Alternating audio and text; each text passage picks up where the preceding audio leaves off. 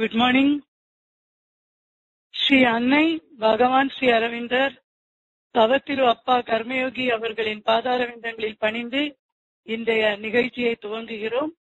இன்று life divine web meeting நிகழ்ச்சி mister carry Jacobs அவர்கள் பிரம்மா புருஷா ஈஸ்வரா மாயா பிரகிருதி சக்தி என்ற தலைப்பில் பார்ட் 2 பேச இருக்கிறார்கள். I am inviting Mr. Garry Jacobs to start the meeting.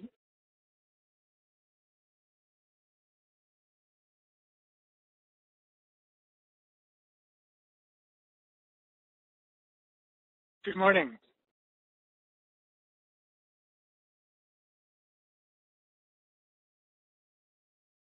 Today we'll try to complete the second chapter of Book 2, Part 1. This chapter is a summary of the whole life divine. If we get everything that he's trying to tell us in this chapter, there's not much that's left unsaid. He's asking a fundamental question, which we all ask at some time in our life, probably not in a philosophical sense, but in a practical sense. Why are things happening? Why are things the way they are? Why am I the way I am? Why is life the way it is? Why is the world the way it is? Who or what is really determining things? Sometimes we feel like we're helpless little specks on a wave of an ocean, just being pushed around and dragged one way or another. Yet at other times, we feel everything depends on us. If I don't prepare the meal, there'll be no meal tomorrow. If I don't keep my children in check or see that they do their homework, they'll fail. Most often this comes with regard to ourselves. If I don't take care of myself, who will?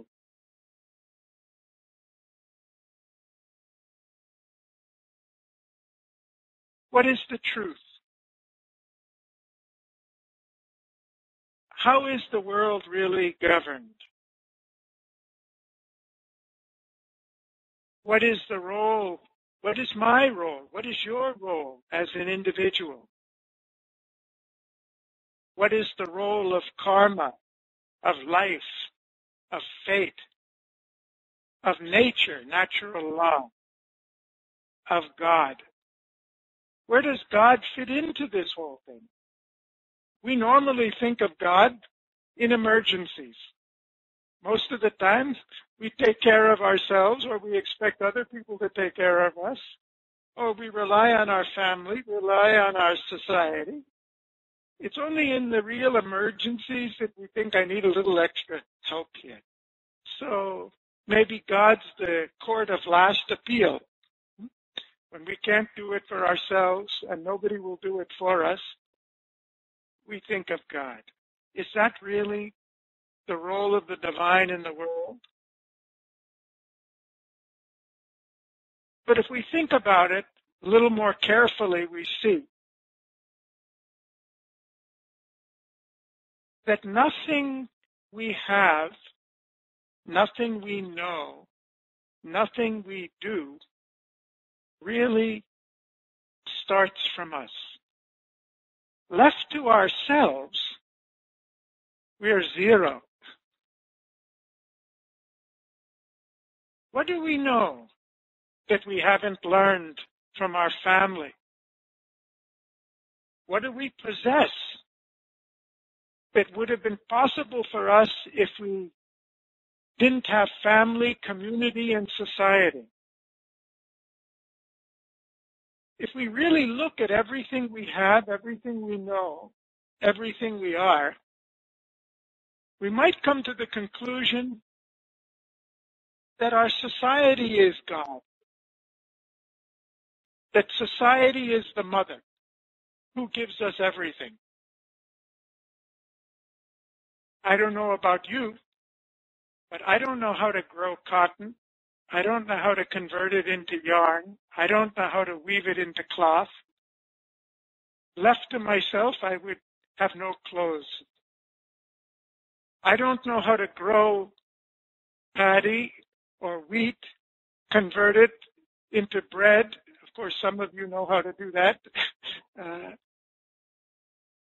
I don't know how to produce the oils or raise the cows or produce the foods we have or harvest the lumber or make the bricks or the cement to have a house. Left to myself, I would have no clothes, I would have no food, I would have no house.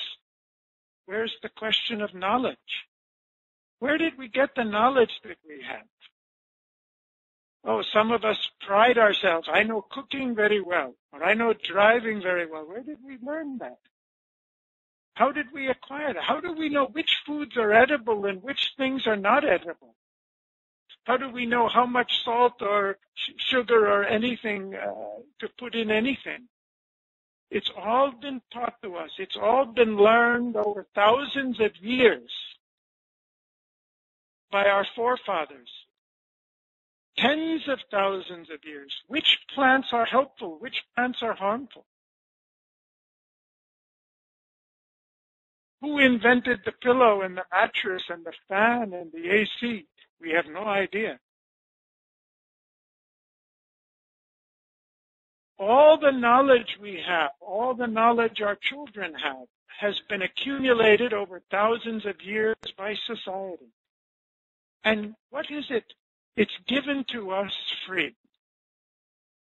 Nobody says you have to, you cannot wear clothes because somebody else invented clothes.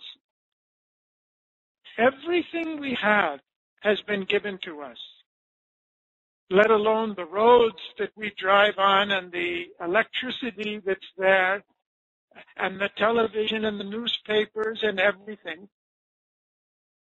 We're constantly thinking, everything's not all right, I need a little more.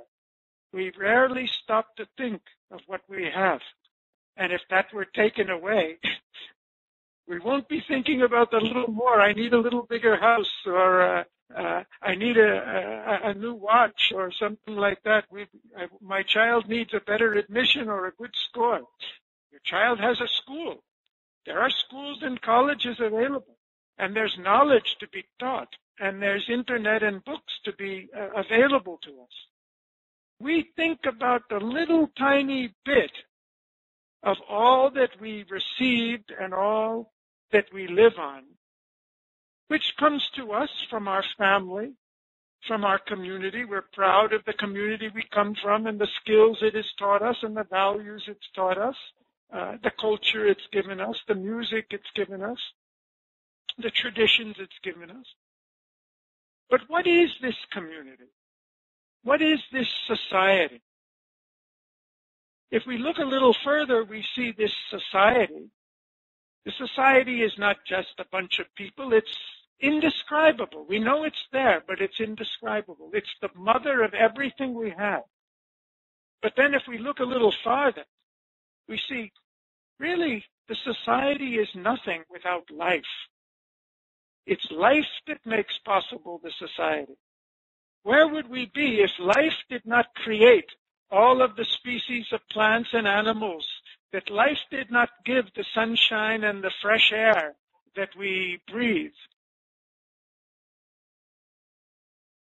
There are about 300,000 varieties of flowers in the world. Society may help us get them. We don't grow all the flowers. Some of you may be fortunate to. We don't all grow the flowers ourselves. We get them. We get them in the market from others. But where did the flowers come from? Life has given us so many varieties of flowers. Where would we be without life? Where would society be? No society could be there for a moment without the supporting life. And where does life get its abundance? Where does life get its infinite creativity? What makes life the way it is? Why is the atmosphere of Earth filled with oxygen and not just filled with gases that we can't breathe? When we go on asking these questions, we keep going further and further and find that actually what we do for ourselves is almost nothing. What we've acquired for ourselves is less than nothing. All has been given to us by our family, by our society, by life, and by something beyond. And what do these have to do with each other? Well, when we look this way, we have to reverse our view. Because our normal view is, I have to take care of myself. I have to do everything for myself. Everything depends on me. But when we look at it from this perspective, we see almost everything depends on something else. Our role in it is very little. Our role in it is important. But what does this have to do with that? What does my action have to do with what my family has done, my society has done, life has done, or that greater eternal reality has done, which we call God or Brahman or the Absolute? And he tells us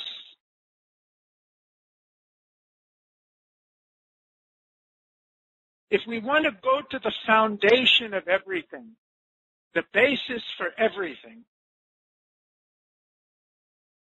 the real reality on which we exist,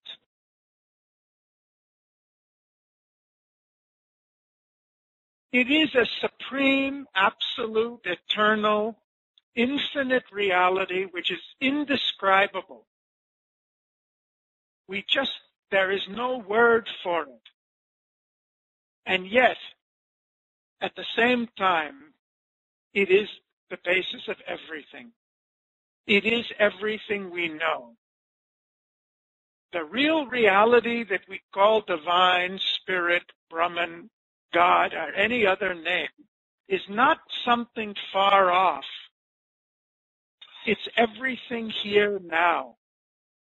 It's the omnipresent reality. So if we really want to understand how the world is governed and how our lives is, we have to understand how that supreme absolute reality manifests itself to create a world, to create life, to create human consciousness, to create society and family and community and individuality, and to create us, our soul, our being, our personality. And we ultimately have to understand, what is our relation with that? Are all these things different?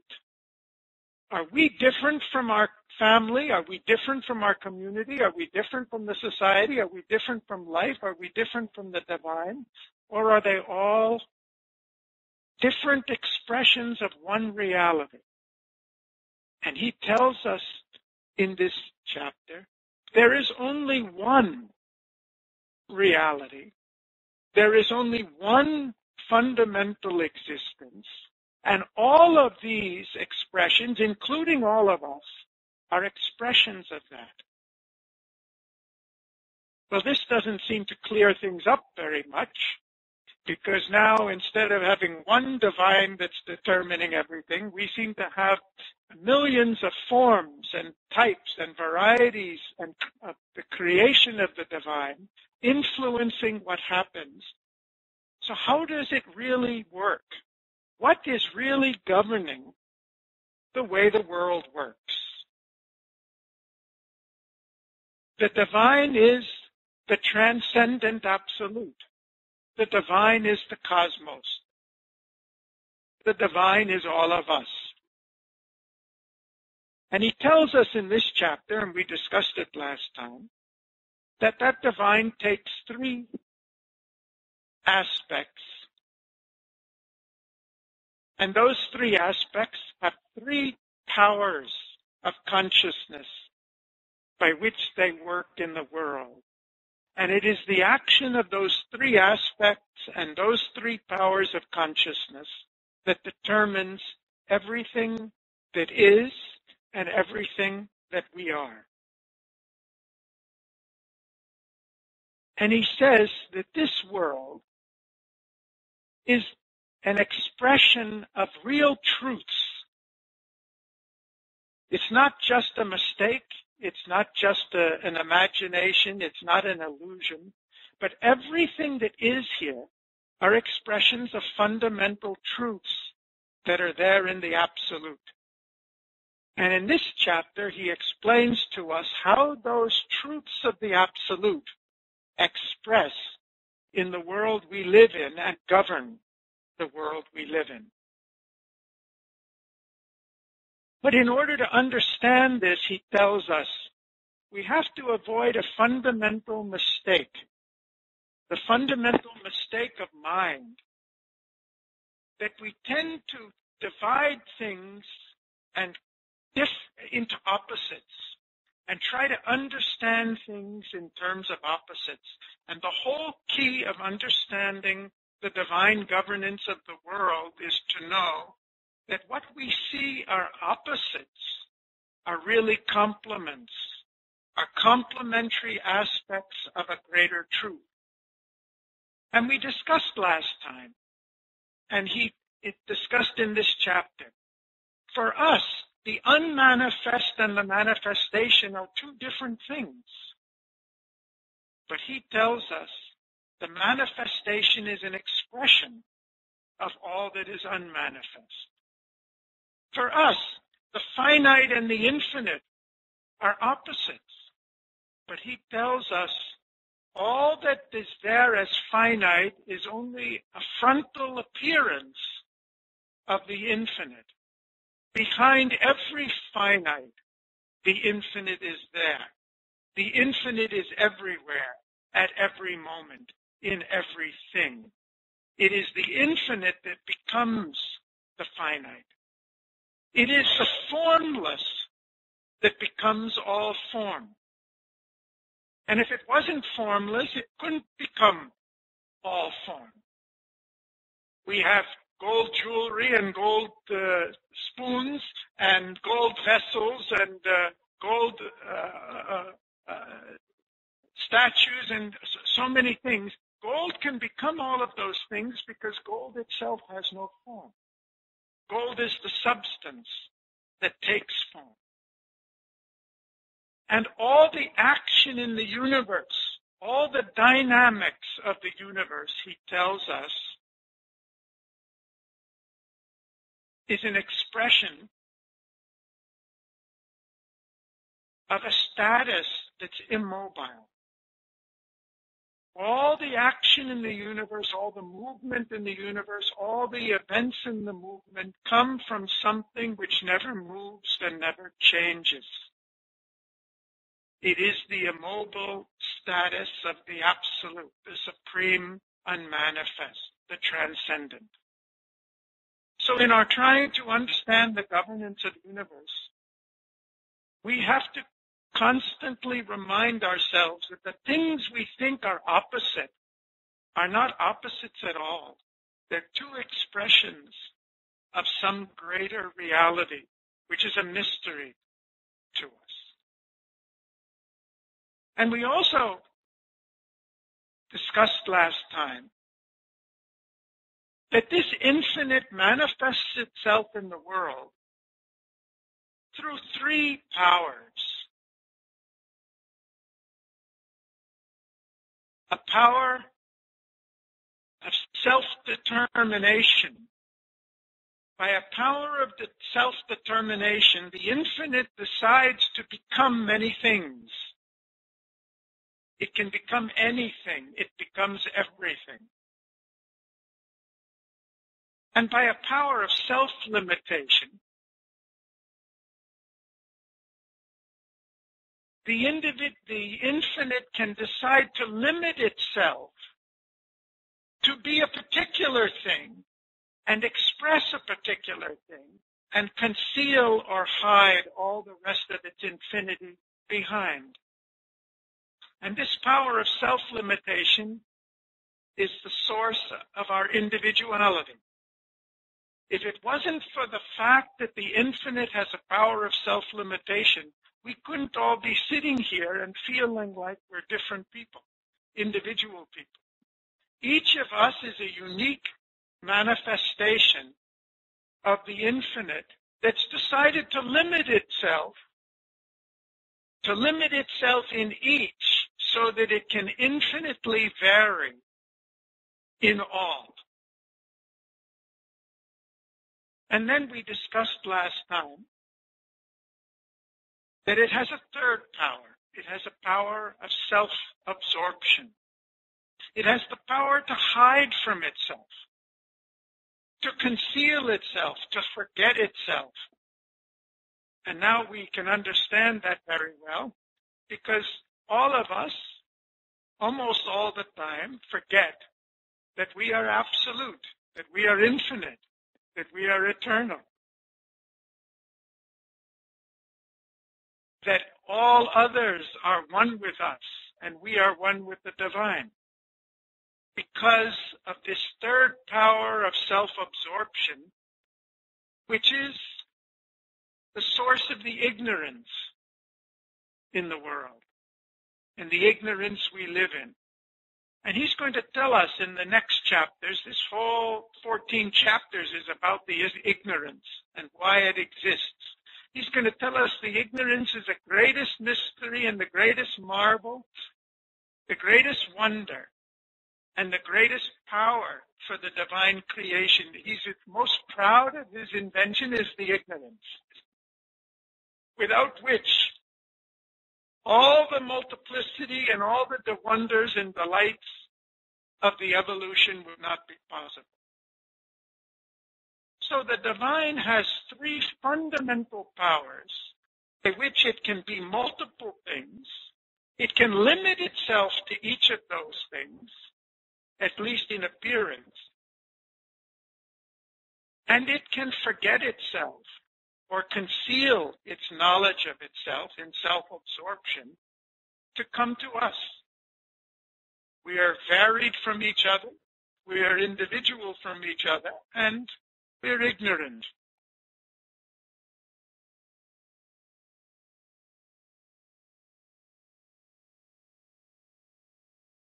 These are the basic concepts we discussed last month in the first part of this chapter.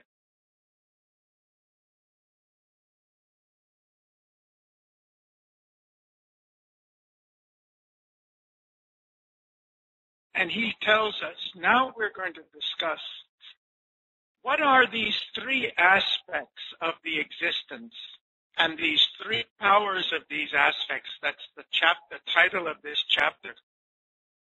Brahman, Purusha, Ishwara, Maya, Prakriti, Shakti. What is this formula? This is the formula for the whole universe, for the whole manifestation, for all we can know and discover about the divine.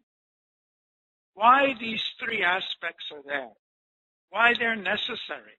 What are their roles? What's the difference between them? What's the commonality between them? I find it easiest to think about it if we think about Jane Austen. Jane Austen can take several poises, as all of us can. Jane Austen, we know Jane Austen as the author of Pride and Prejudice. But that's not all Jane Austen is. She's not just an author. She was a daughter, she was a sister, she was a friend, she was a citizen, she may have been many other things, and all those things don't describe who Jane Austen is. She's something beyond that. She's a person. She's a soul. She's a being. Unrelated to the story that she's written. She has a whole existence beyond the story. And the divine has a whole existence beyond the world. The divine is not limited to the world anymore and the universe any more than Jane Austen's limited to her story. And we can try to know that divine just the way we could try to know Jane Austen if we could meet her and live with her and explore her other facets of her life. We would maybe forget after a time that she's even a writer because we'd be so lost in her other wonders. And we can try to discover those other aspects of the divine, other than the ones that we're concerned with every day. Is God going to give us everything we want in our lives? And that experience of that aspect is the experience of the self, Atman, the silent self, the immobile self. This is the divine beyond the world, the divine that's not just concerned with us and creation, which we think is so important to us. Because we can't limit the divine to creating this universe or a million universes. The absolute, the Brahman, is beyond, exceeds all its creation. And this is the first of its aspects, which if we want to know the truth of our own existence and the truth of the universe, we have to discover the self, the Atman. Because when we do that, we discover not only that the divine exists beyond the universe, that he's got other things, that he's more than just the one who's helping us out here, but we exist beyond the universe too. We are infinite. Each of us is eternal, because we are not just a being here in a body. We are not just living in this world. We're not just taking birth. We have an eternal portion of ourselves, which is also infinite and eternal. The self of ourselves is that Atman. We are part of that. It's not like he's just leaving us down here. We exist eternally also. So he tells us in this chapter one of the most important things we can do if we want to gain our spiritual fulfillment, if we want to play our true role in the universe, in our evolution, is we must know we're more than this. We're not only more than the body. We're not only more than our vital and our mind. We're not only more than this birth or a succession of births. We are also infinite and eternal self. That self is our self.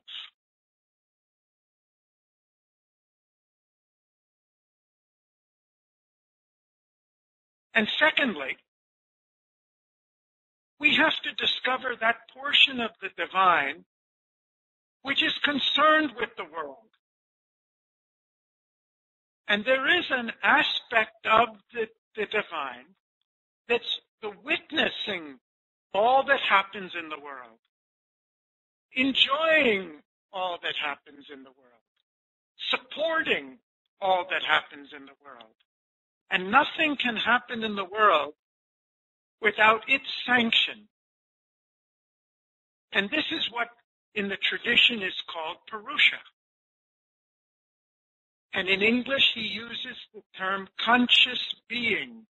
There is a being, a conscious being, if you wish, a person, beyond the universe, beyond all universes, that sees all, watches all, witnesses all, experiences all, sanctions all, and without that person and that sanction, nothing could be, nothing could exist.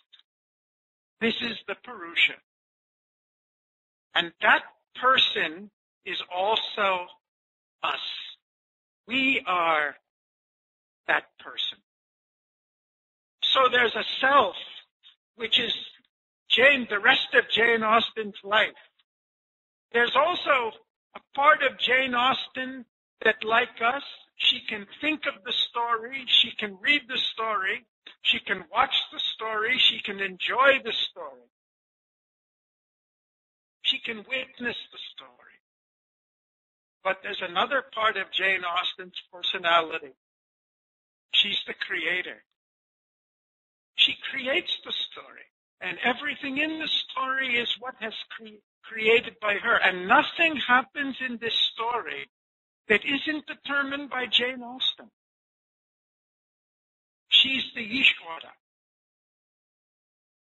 who creates all. And ultimately, if we want to know the truth of ourselves and the truth of the divine, it's not enough that we know that we have an eternal, immortal, infinite self.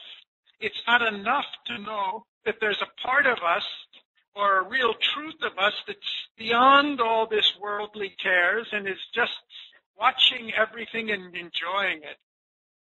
We must also know that we are a portion of the Ishwara. We are a portion of the Lord of existence that determines everything. We create the way Jane Austen creates. And our destiny, the whole purpose of this whole thing is, ultimately we should discover in each of ourselves that we are the Ishwara. And we have taken birth.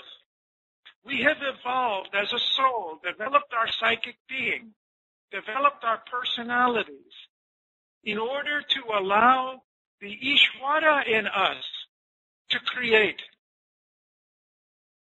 And when we do that, what we will have is not one God supervising and pulling the strings of all us puppets down there, but the ultimate divine life will be each of us knows we are the divine. We are the Ishwara.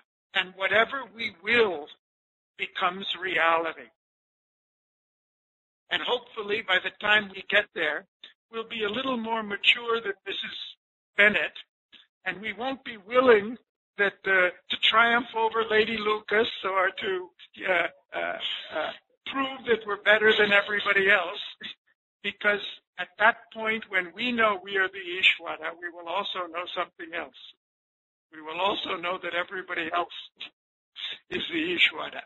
We will all know that we are parts and expressions of the one infinite being that has become this world, become this reality for the joy of being multiple, for the joy of experiencing. And because it's infinite, it can't express itself through one of us or two of us.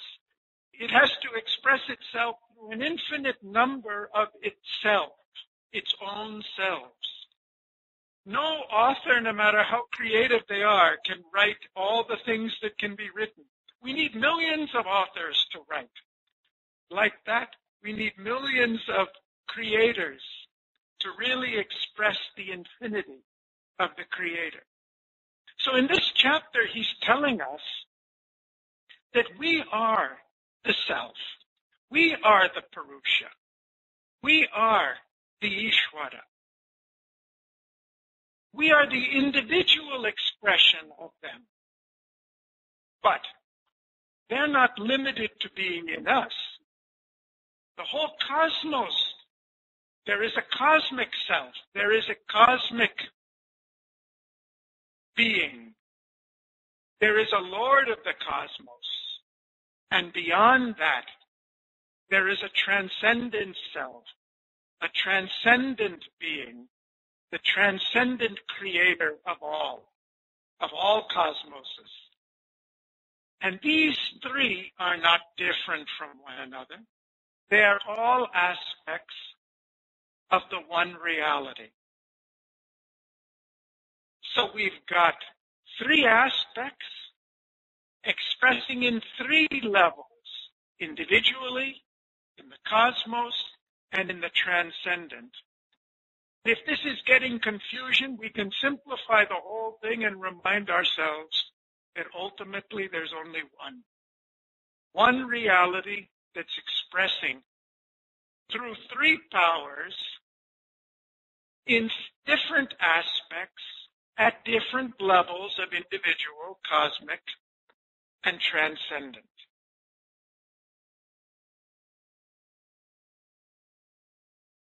But there's more to it. Because each of these three aspects has a power or a characteristic action. And that's what he refers to as Maya, Prakriti, Shakti. When we come to life, we don't experience the divine, we don't experience ourselves as the creator all the time, and we don't experience the divine acting all the time either. For us, the idea that Mother responds to us, grace is a rare exception or an infrequent occurrence. We may tell ourselves everything is grace, but when the coffee spills or we get caught in the rush hour traffic, or the internet doesn't work, or our spouse forgets to call us on the phone, or if we forget something when we go shopping, or whatever else happens, or our child doesn't do well in the exam, we don't first thing think of the grace that's acting at this point. Something else seems to be acting here. And if I walk across the room in a clumsy way and I trip and I hurt myself, we don't think it's grace. There's something else going on here. And if I fall and it's heavy, and the further I fall, the heavier the fall is, we think, yes, gravity has done that. We don't think grace has made it like that. So we have to not only understand the pure existence, but we have to understand the powers by which these three aspects work. And this is where we get confused easily. Because when we look at life, it's not very simple. If things were really clear-cut, we would know that God's doing everything. It's not very clear. Sometimes we think it's our neighbor that's the cause of the problem, or our husband that's the cause of the problem, or our wife who forgot to put the sugar or the salt in the food is the cause of the problem. We don't see God acting everywhere. Huh? And where does this ignorance come from? We got another God here. We've got God and an ignorance. Ultimately, we have to understand the relationship between God and the ignorance.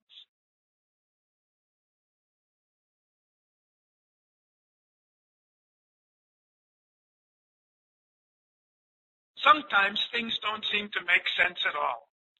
We don't know why they happen. We don't even know why we do things sometimes.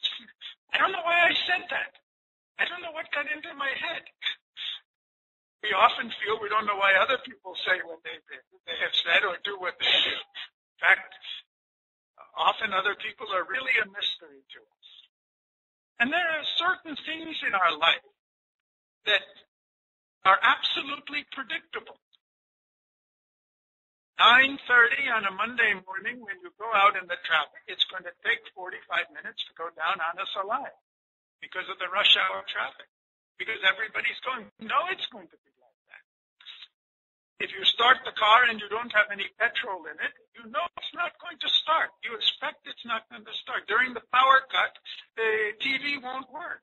The lights won't work unless you have a inverter. There are so many things that seem to be predictable to us. They seem to be by law. If you don't eat for 3 days, you're going to be very hungry. And if you don't sleep for 3 days, you're going to be very tired. We know the rules. There's a certain amount of water we have to drink. There's a certain amount of air we have to breathe. Otherwise, things don't work. You can't make the idli, I suppose, without the gram. I don't know. Is that still idli?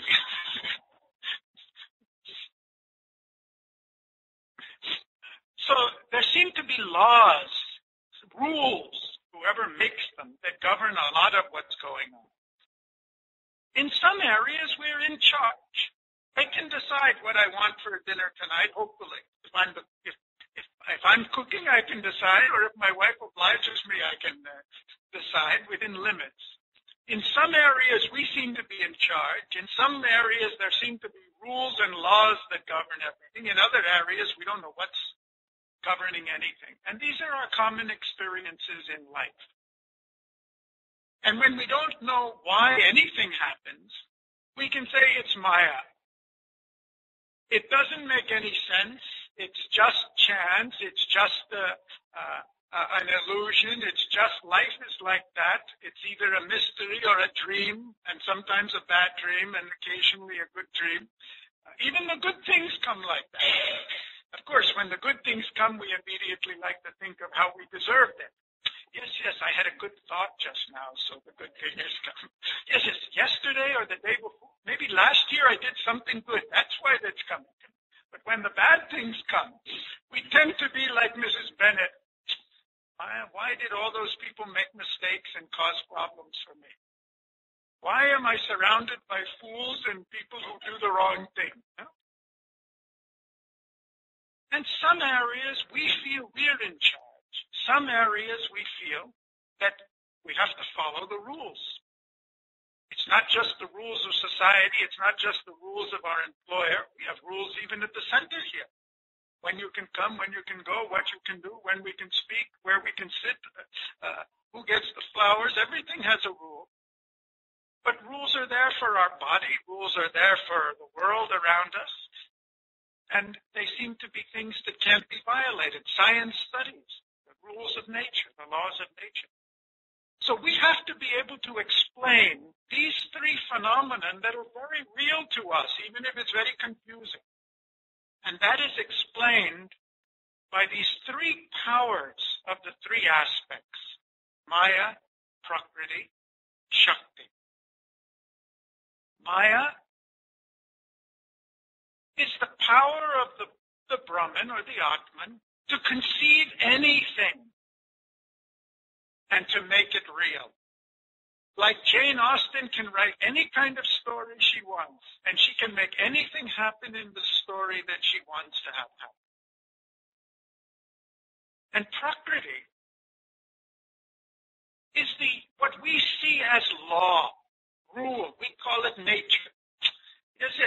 Nature is like that. It's the monsoon season. It will be raining like this, and now the termites are coming out and the flying white ants are there. It happens every year. And you can't plant crops in the wrong season because they'll get either starved or flooded with water. You have to follow the laws of nature. And we also know that we have nature. We call it human nature. Yes, I get like Mrs. Bennett's nerves. We all have a nature. Yes, I'm very impatient. Sometimes I'm short-tempered. Darcy says he's resentful. Once he gets angry at a person, he doesn't forgive them. We say Lizzie is cheerful. That's her nature. There are laws for us also. We use that to explain and make excuses for ourselves. You know my nature is like that. Don't bother me. I can't help it. It's my nature. If we say, I can't help it, that's my nature. What can I do? So even for us, Prakriti acts. Even Prakriti is determining us. And there are certain areas where we feel in charge, where we are, I'm the boss here, do what I say. This is the Shakti. And there are certain areas where we feel Mother determines everything.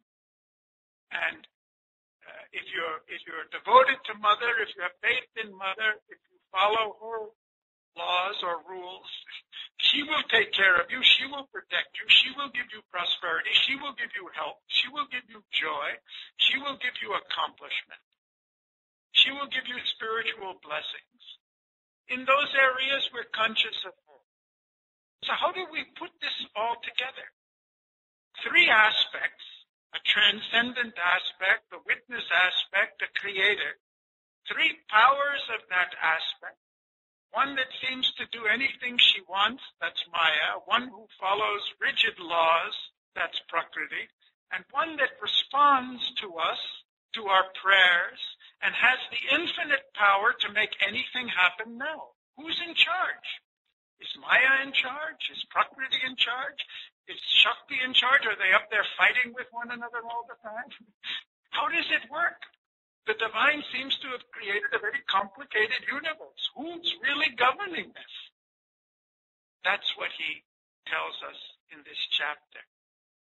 And the short answer is, Atman, Purusha, and Ishwara are not three different gods, not three different beings. They're three different expressions of one. Maya, Prakriti, Shakti are not three different divine mothers, not three different creative powers. They're three different aspects or personalities, sides of the same power. We see one or the other. And the more and closer we see, we will see behind Prakriti, we will discover the Shakti is there. We will discover they are all really one, who shows themselves in different sides. Just like you know, each of us knows, we are a father or a mother, a son or a daughter, a husband or a wife, a friend, a neighbor, an employer or an employee, a boss or a subordinate, and even as bosses we have subordinates, and even as subordinates we have somebody we boss. We are not one or the other of these things. We are all of these things, all of them together. It sounds very confusing when we try to read about it, but we don't have that confusion in our own lives. We know exactly who we are. When we talk to our wife or our husband, we know what role we're in. When we talk to our child or our neighbor or our parent or our boss or our employee, we are able to be all of these things at once. But if you try to describe this to somebody and write a chapter on it, they would wonder who's in charge and how do you know which is there at which point. That's the problem here. When it comes down to the fundamentals, when we get to the real essence of this, we can discover who's in charge and how everything's governed in the universe. But the knowledge we want is not just a theoretical knowledge. We want a practical knowledge. When I go out and the car won't start, or there's no power, I want to know how to make the car start. How to make the power. If I'm not getting the promotion or my child's not getting the grade, the marks in school, I want to know what can I do about it. If I'm not getting enough money to buy that flat or to move to a new house, I want to know how to do it. I want to know how to, it's not enough to have a theoretical knowledge. I want to know the power.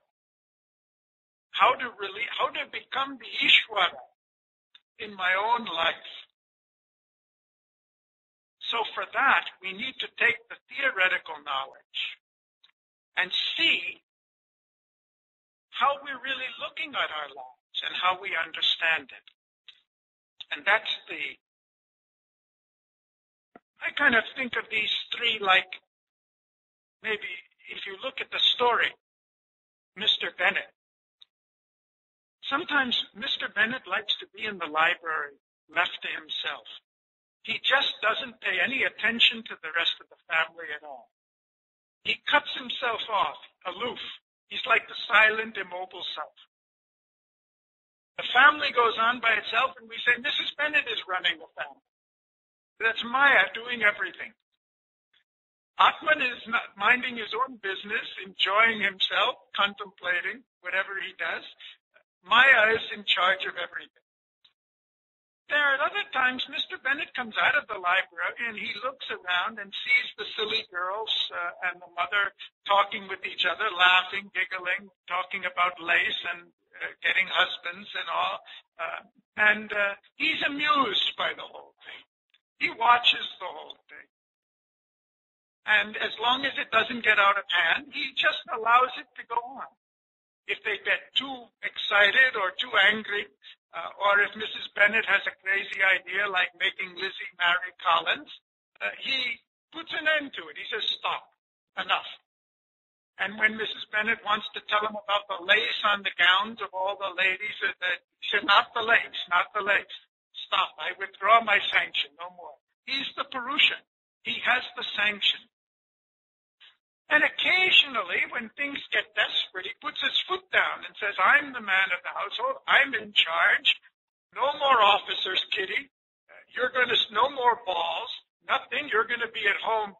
I'm not going to Mr. Bingley again. I called on him once. He didn't marry my daughters as you promised. I'm not calling on him again. He puts his foot down. He becomes the Ishwara. So we can understand this that way.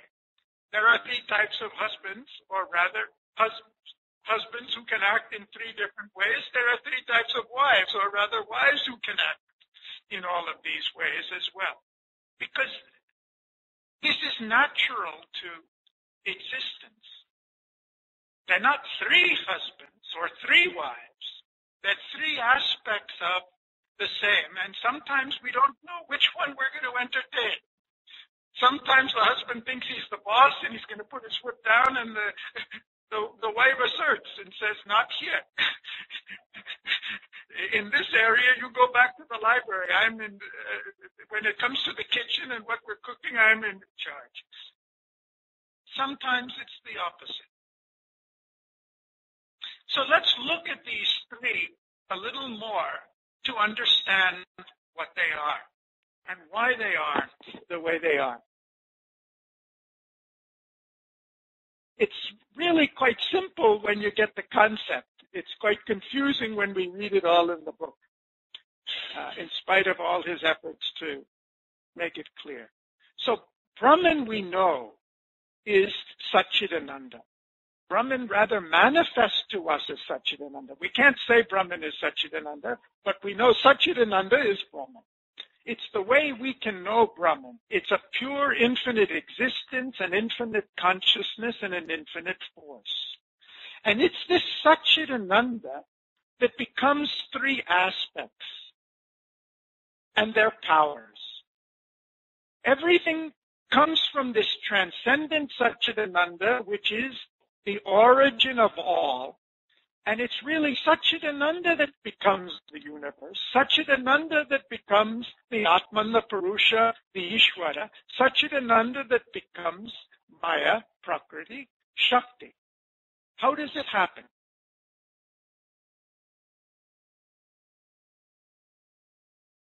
This Satchidananda we know, existence, consciousness, bliss, consciousness, force, bliss. I'm leaving bliss out for now because it's everywhere. Is one reality. But it has the capacity to separate itself so that it looks to us as more than one reality. And when Satchidananda separates itself so that existence is on one side and conscious force is on the other, we have the formula of Atman and Maya.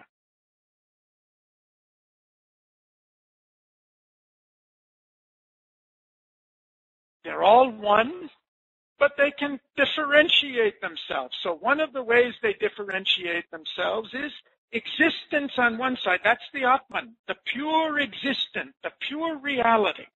But it doesn't seem to be aware of anything, and it doesn't seem to be doing anything. And on the other side, you have Maya, who's the consciousness force of that existence. So it separates this way, and we get the idea that the divine doesn't care about us. He's like Mr. Bennett hiding in the library, and Mrs. Bennett's in charge. That's what it looks like to us. But it's only one aspect of the truth. Because the divine can do it otherwise also. It can separate the existence and the consciousness on one side and the force on the other. So the existence and the consciousness are together. That's the conscious being. That's Purusha. The conscious being is there watching everything, but doesn't seem to be acting, doesn't seem to have the force. All the force is there with Prakriti. But Prakriti seems to be mechanical, seems to be inanimate, seems to just be happening according to some rules or laws, not by some decision. We don't say that Prakriti decided to do this. We said this is the laws of nature that are like that. It's the same reality, but it has a way where it can combine differently. So when the existence and the consciousness go together, we have a conscious being. And what's left is the force, which seems to be not conscious. Prakriti is what the scientist studies. Nature, we don't say that nature created all of these things intentionally. We don't know how it created it or why it created it. It just functions without thought. It's one way of seeing the reality. And we can divide it another way, or rather, we can see that they're all one. The existence, the consciousness, and the power are really one reality, inseparable. And this is Ishwara Shakti. Because when you know the Ishwara, you really know the Lord.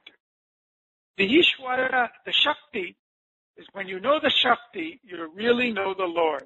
When you know Mother, you really are knowing the truth of existence, the divine.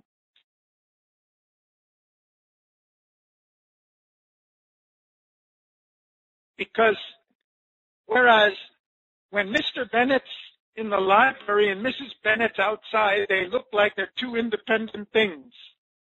When Mr. Bennett comes out to watch what's going on, at least you know it's a family. They're related to one another, and she only gets away with it because he permits it. But when Mr. Bennett when she's acting according to the will of Mr. Bennett, they're inseparable from one another. They're a real family. They're a team. They're mother and wife. They're husband and wife as one, acting as one, thinking as one. This is Ishwara Shakti. They're not three different realities or six different realities, but they can work in different ways. And in the cosmos, they can work in different ways at the same time. The Brahman can be acting and looking in some ways as if it's Purusha Prakriti, in some ways as Atman Maya, in other ways as Ishwara Shakti. But he tells us in this chapter that the ultimate truth is, whatever the appearance, however we experience it, really the divine is the Lord of everything. And everything that happens happens with the sanction of the Lord. Everything that happens is the action of the Divine Mother in the universe. There is nothing that can happen. There is nothing that does happen. There's no ignorance that can exist.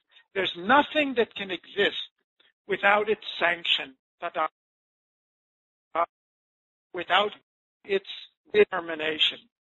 So this 6 is there to help explain the way we experience things. But the ultimate reality is Mother, the Divine Mother, is governing everything because she's expressing the will of the Ishwara, the will of the Lord, of the Creator of existence in everything. So 3 different ways of seeing. But he wants us to understand all 3. It's not enough we summarize, well, Mother's in charge of everything and everything happens according to her will, because no matter how much our faith is, tomorrow morning when things go wrong, we're going to be really confused, and how does Mother do things like this, and why is it all happening this way? So we really need to understand all these aspects and why the divine appears as all these aspects. And that's what he's telling us in this chapter. So first, the self, or Atman. The self is that experience of the divine reality that's silent, uninvolved, static. It's universal. It's not something you can pin down to a place or an individual. It's impersonal. It's the impersonal aspect. We don't think of the self as a being or a person. The self is not up there thinking things or doing things or willing things. It's an impersonal existence, spiritual existence. And this is one truth of the divine, which we have to understand, because the whole world does not experience, we don't experience the whole world as a being or as something that a person is doing. Many things seem to be impersonal to us, like the law. It may be people that make the law, but the law is impersonal. That's the rule.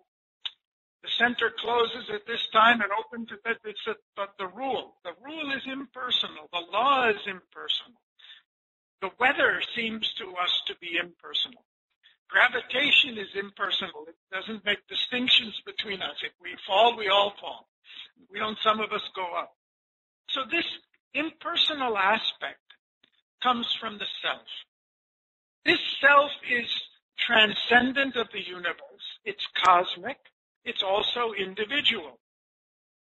But when we experience the self, we really mostly experience it as the transcendent. When you experience the self, you really discover the real reality of my being is not here, not even there. It's beyond everything. It's immortal and eternal. And that's why he says, to experience the self is to experience the eternal freedom of the spirit, the eternal freedom of your spirit. That's freedom from your body, freedom from your vital, freedom from your mind, freedom from your evolution, freedom from everything. It means you're free from hunger and sleep and anger and jealousy and competition and ambitions and aspirations and everything. You're free from everything there. There's nothing you can ask for, nothing you can need, because it's an eternal, infinite freedom. That's the truth of your being. That's the truth of everyone's being. That's the truth of the universe and beyond the universe. So if we really want to be free,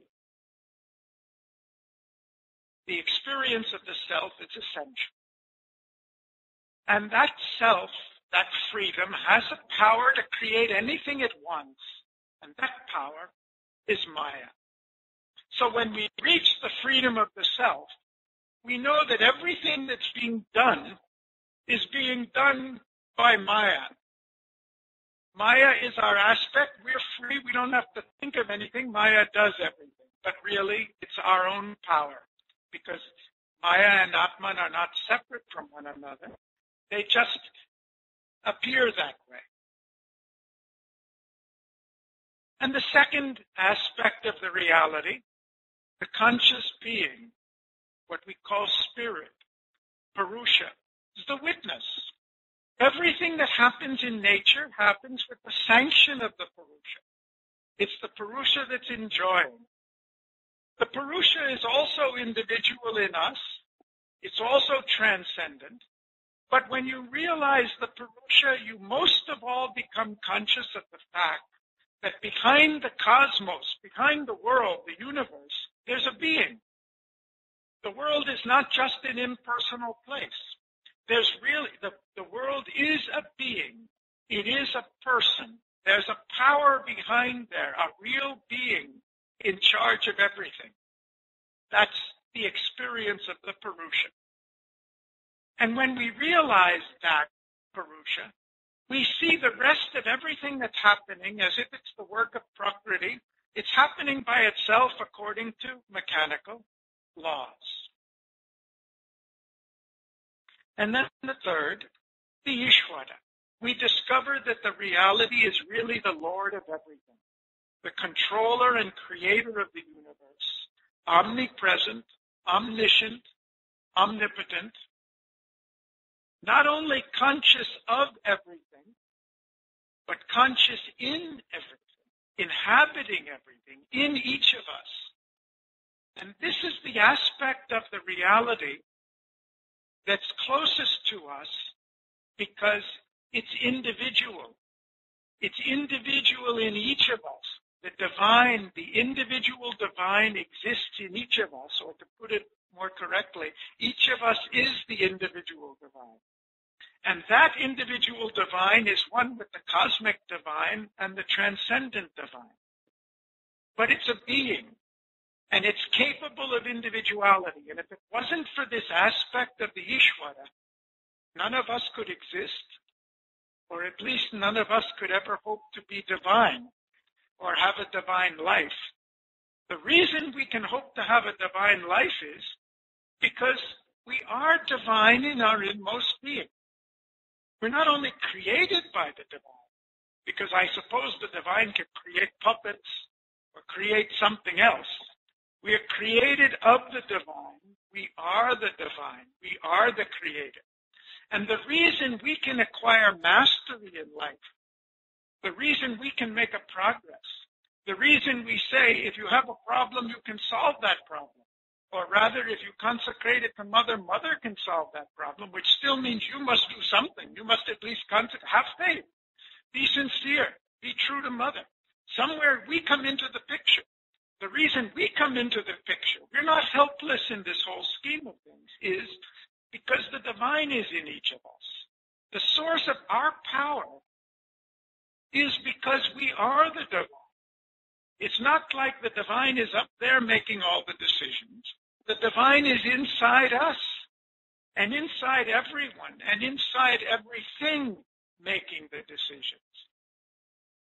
So we say, well, if Mother's acting or if everything's determined by the divine, I'm helpless. There's nothing I can do about it. It's a hopeless case, as Mr. Bennett says. But no. We have the capacity to express the divine will in us.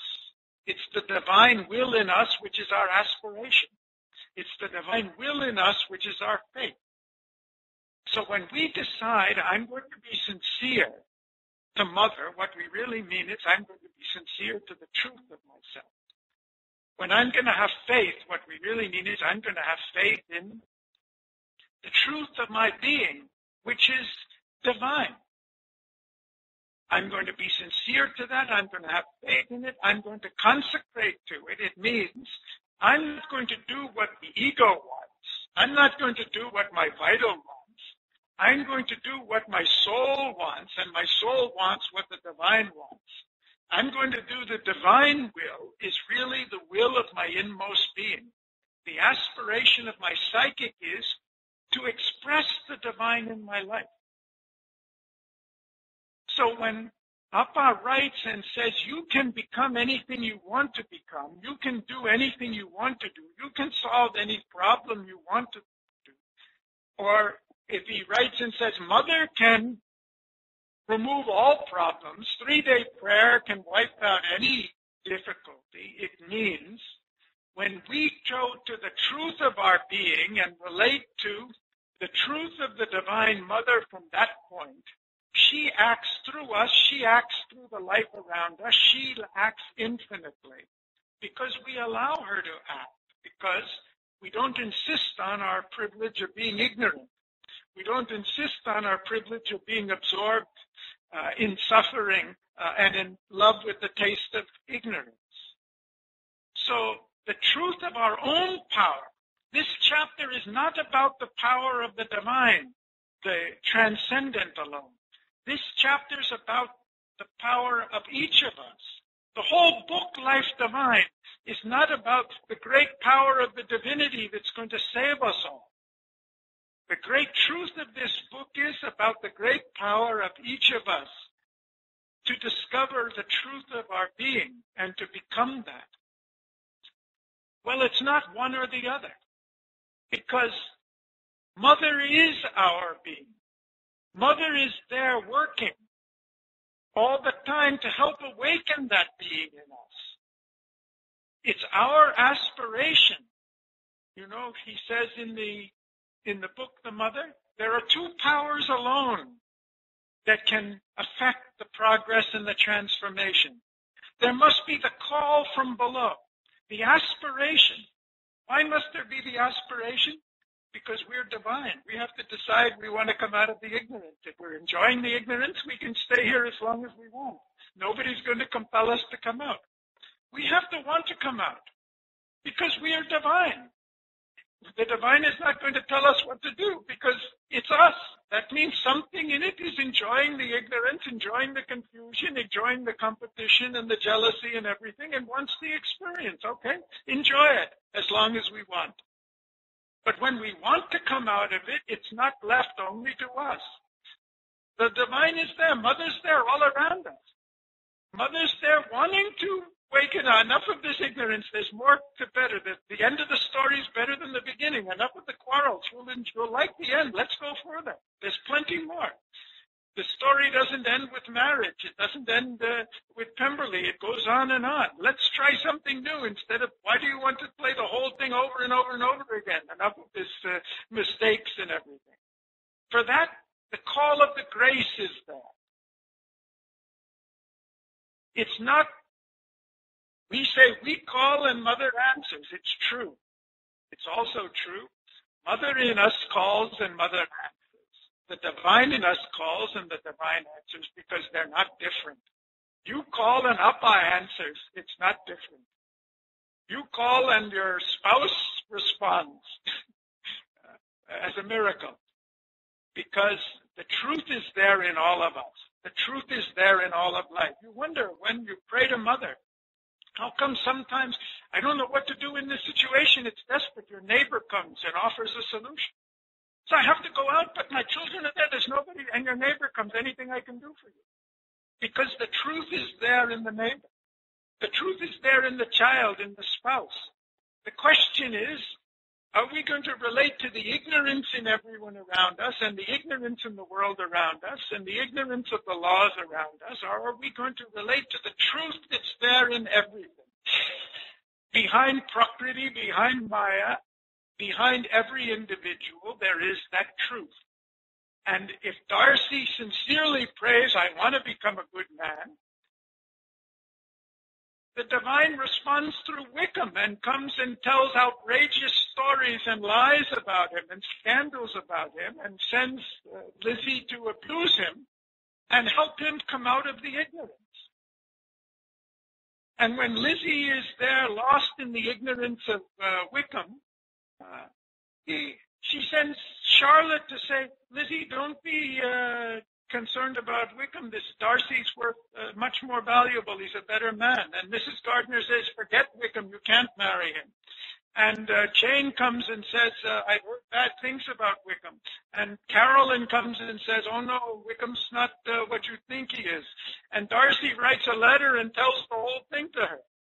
When she has the sincerity of wanting to wake up out of the ignorance, the truth comes from all around her in different forms to help her do that, because not only Mother up there, but the whole world is the Shakti acting. What we call life and life response is the response of the divine in life to us, to what we are, to help awaken us. So the secret formula is there is a divine up there transcendent. There is a divine in everything cosmic. There is the divine in us. And the whole evolution is that these three should become one. How do they become one? Yes. Good.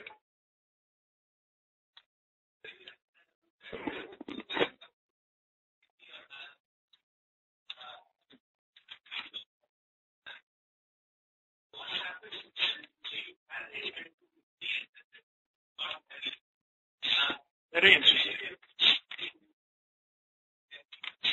But of course, I think many of you can answer that question. But there's a very interesting thing about Lady Catherine coming to Lizzie. I wondered about it for a long time. Recently, it occurred to me. If you see the way Mrs. Bennet abused Darcy, when she comes to Longbourn, she abuses, when she comes to Netherfield to visit Jane when she's sick, she abuses Darcy for expressing surprise that Bingley would like to remain in the country. She says, no, we dine with 4 and 20 people. This is a very cultured place. You don't know. You don't know how wonderful this place is. She's very rude to him. She's very rude at the Netherfield ball to him. Right across the table, she's speaking loudly about his offensive behavior. Lizzie's so embarrassed by her mother's behavior. Even after he's done everything, after he has saved the family, saved Lydia, got them married, sent Bingley with permission to marry Jane, when he calls at the house, she said, "You are also welcome, sir." Very rude. That rudeness to him, unjustified rudeness to him from the mother, comes back as unjustified rudeness from Lady Catherine to the daughter. Because all the rudeness that Mrs. Bennet expressed is part of Lizzie's character. She's been angry at Darcy for months. She was accusing Darcy for months. She was feeling all the things her mother said, but she wouldn't express them. So she's the sanction for her mother's rudeness. That has to be wiped out. You can also say in the same way that Darcy believed all the things that Lady Catherine told Lizzie. Darcy has stopped thinking them, stopped expressing them, but at a deeper level of his being, there are still those inherited attitudes. Yes, we're to be polluted by marrying and bringing Lydia into the family and Wickham into the family. Something in him will also feel that. So it comes to the surface. As what Lizzie was capable of is expressed through the mother, the leftover reservations of Darcy are expressed from a distance. He doesn't express it anymore. He's pushing it out of his mind. He's pushing it out of his feelings. But it's not fully gone yet. It's so true that when Lizzie hears it, she says, "This is exactly what Darcy's thinking." She doesn't accuse him. But when Lady Catherine says, "Okay, if you won't listen to me, I will go to London and tell Darcy," she believes Darcy will agree with the aunt. Because it's true, at one level, those are Darcy's attitudes. But all that second, that's the way that explains how the divine is working in life and expressing the truth of things. But the real answer to your point is, what's the consequence of Lady Catherine coming and abusing Lizzie? The consequence is, Darcy says, only when my aunt came and told me that you refused to renounce possible engagement, only then I had hope.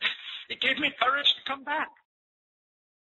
It may be difficult for us to understand how hesitant Darcy was to go and propose a second time. For us, it's a story. For a man in his pride and prestige and his position in life to be abused the way he's been abused by her, to be said, "You're not a gentleman," to be said, "It was not even a month from the time I met you that I decided you're the last man on earth."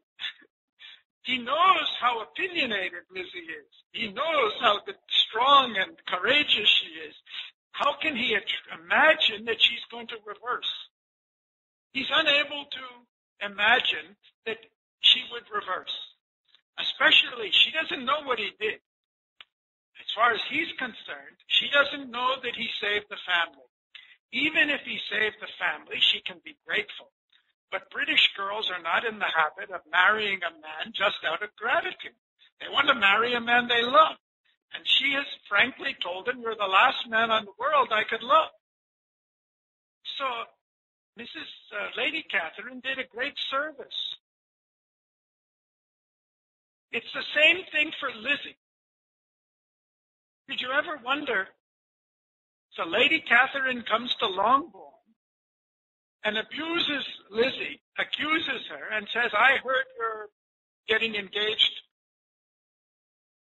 It's not real to her. It never occurs to her that Darcy's really planning to come and propose to her. She would like it to happen very much, but nothing in her believes it.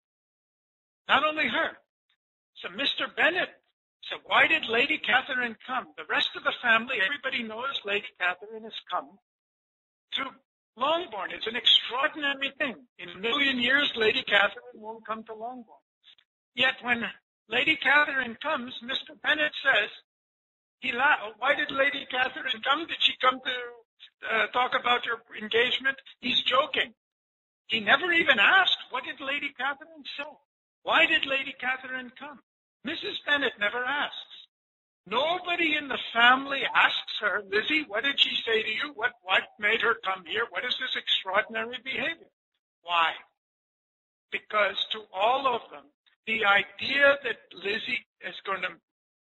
that Darcy's going to marry Lizzie is inconceivable. Absolutely inconceivable. How did Lady Catherine know about the possible engagement? Darcy's not told anybody. Bingley doesn't know about it. Lizzie doesn't know about it. Nobody knows about it. But how does Lady Catherine know about it? Because there are two people in the world who know that this engagement is very likely. One is Charlotte. Because from the beginning, Charlotte has understood this man's in love with her. He's looking at you that way. Yeah, why is he staring at me? Because he's in love with you. He comes to dance with you. It's a great honor. Why does he do that? He came to Hunsford. She said, Darcy certainly didn't come to Hunsford on the first day of his arrival to see Collins and myself. He must have only come for you. That man's in love with you. Nobody else knew it. Nobody else could see it, though it was right in front of them. The only other person who could conceive of it was Mrs. Gardiner.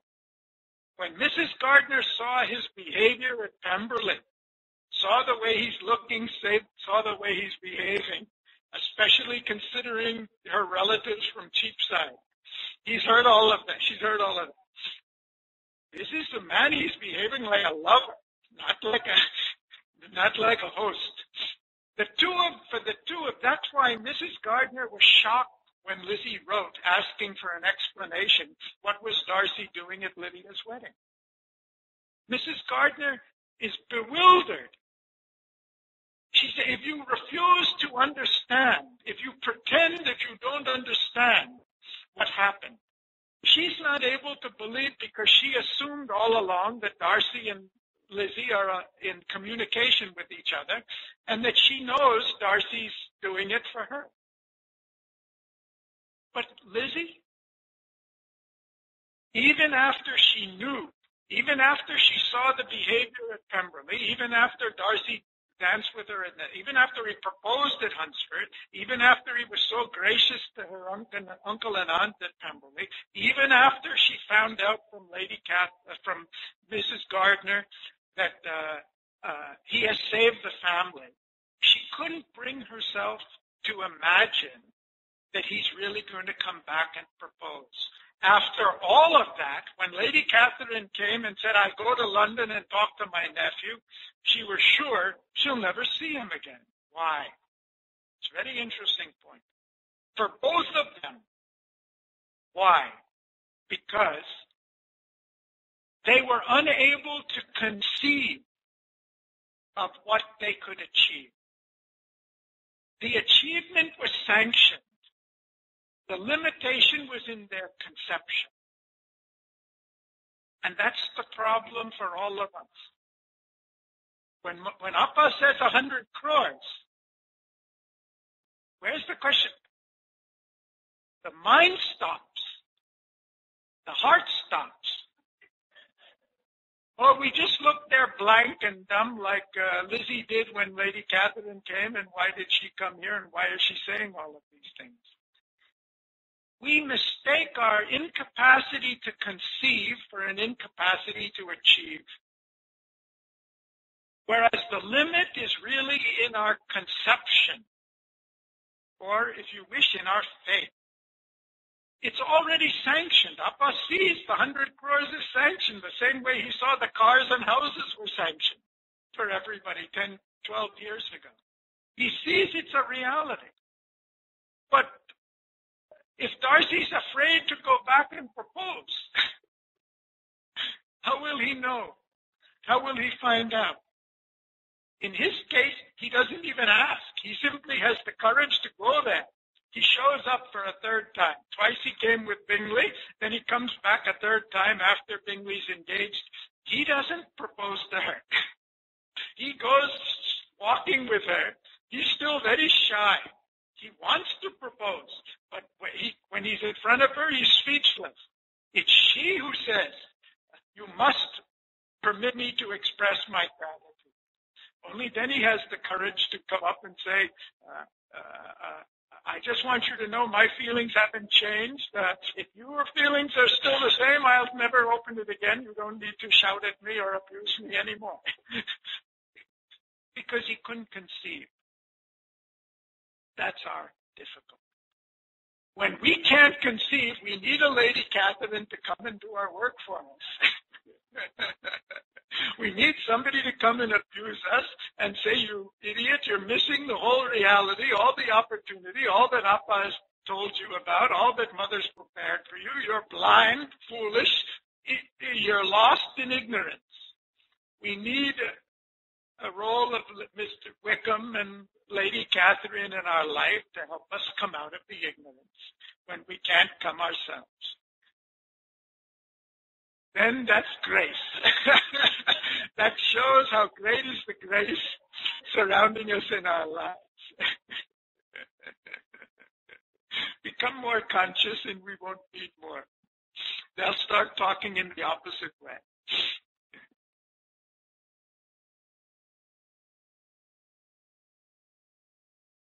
So, let's go back to the divine governance of the universe.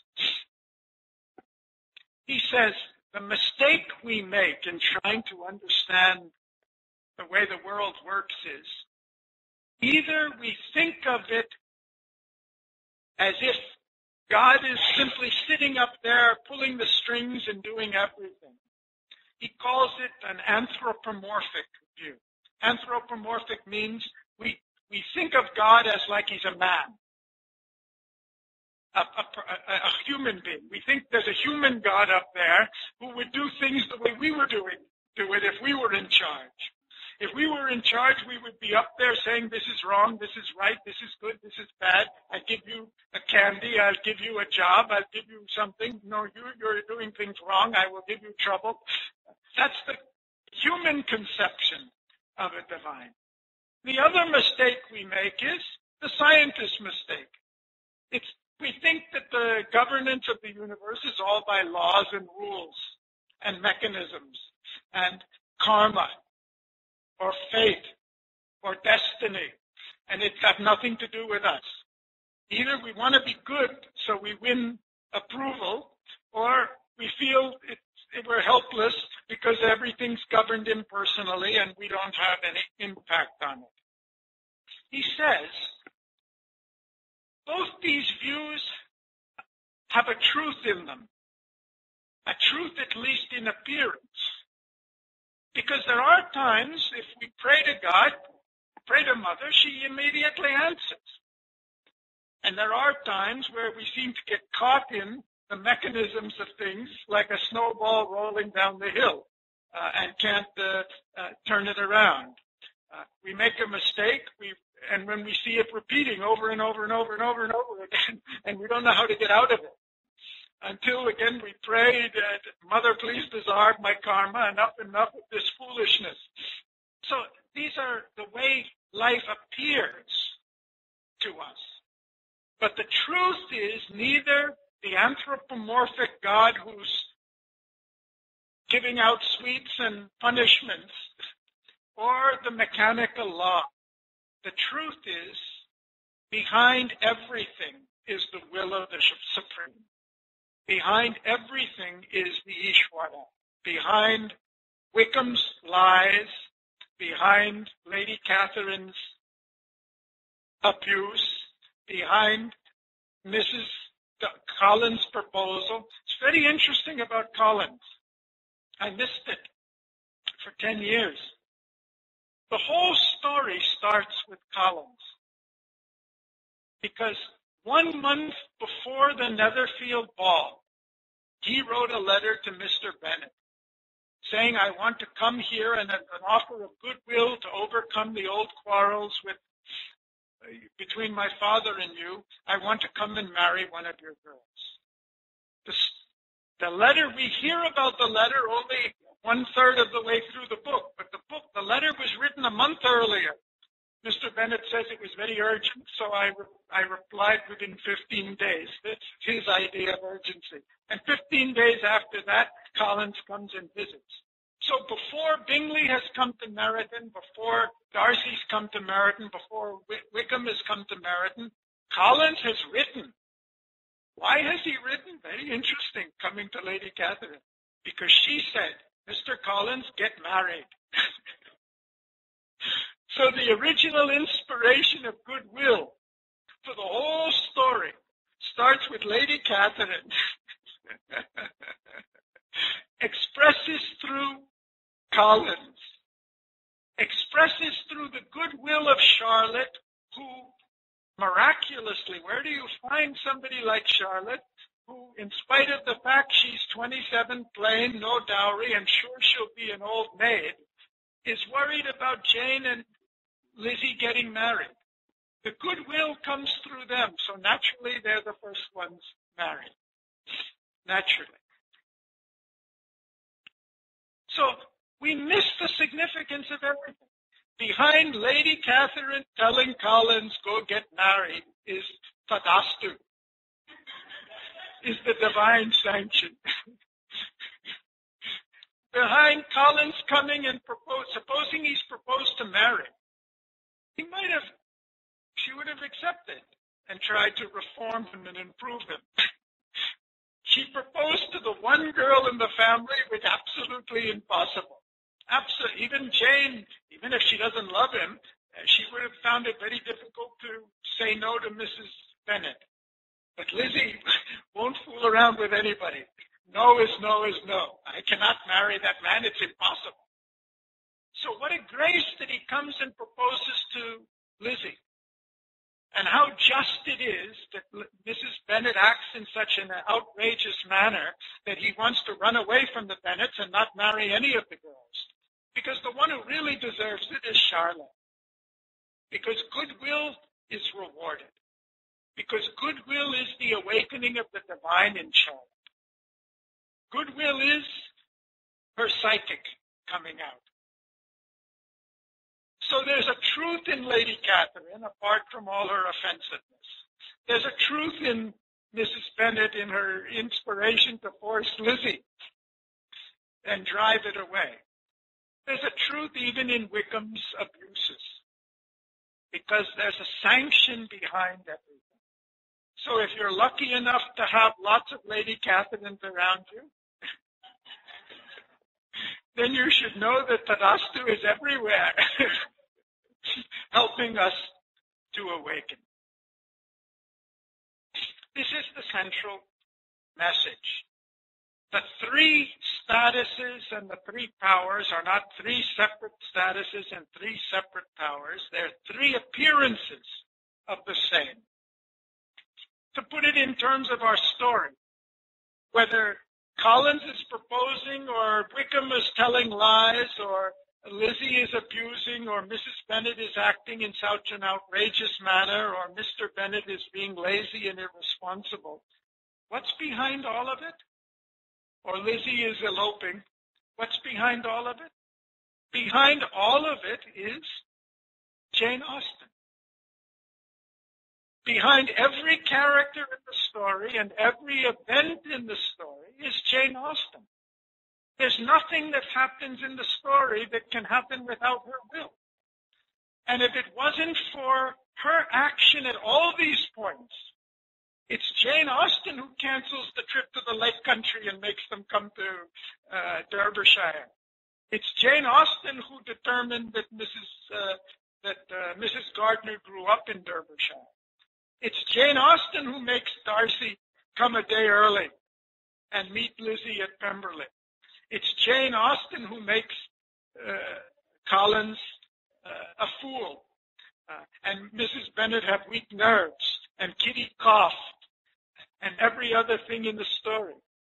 But without that genius of Jane Austen behind everything, behind the abuses and scandals and elopements, as well as behind all of the things we call positive, the story would never reach its... Darcy wouldn't have been transformed.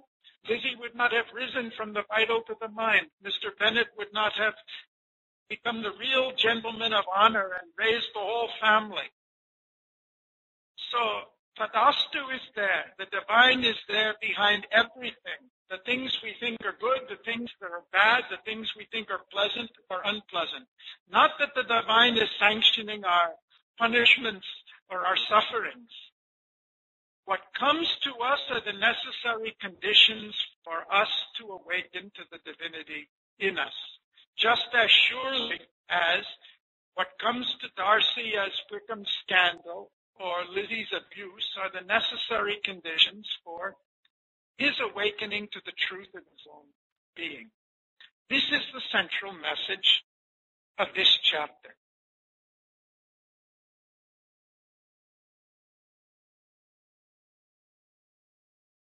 So, in summary,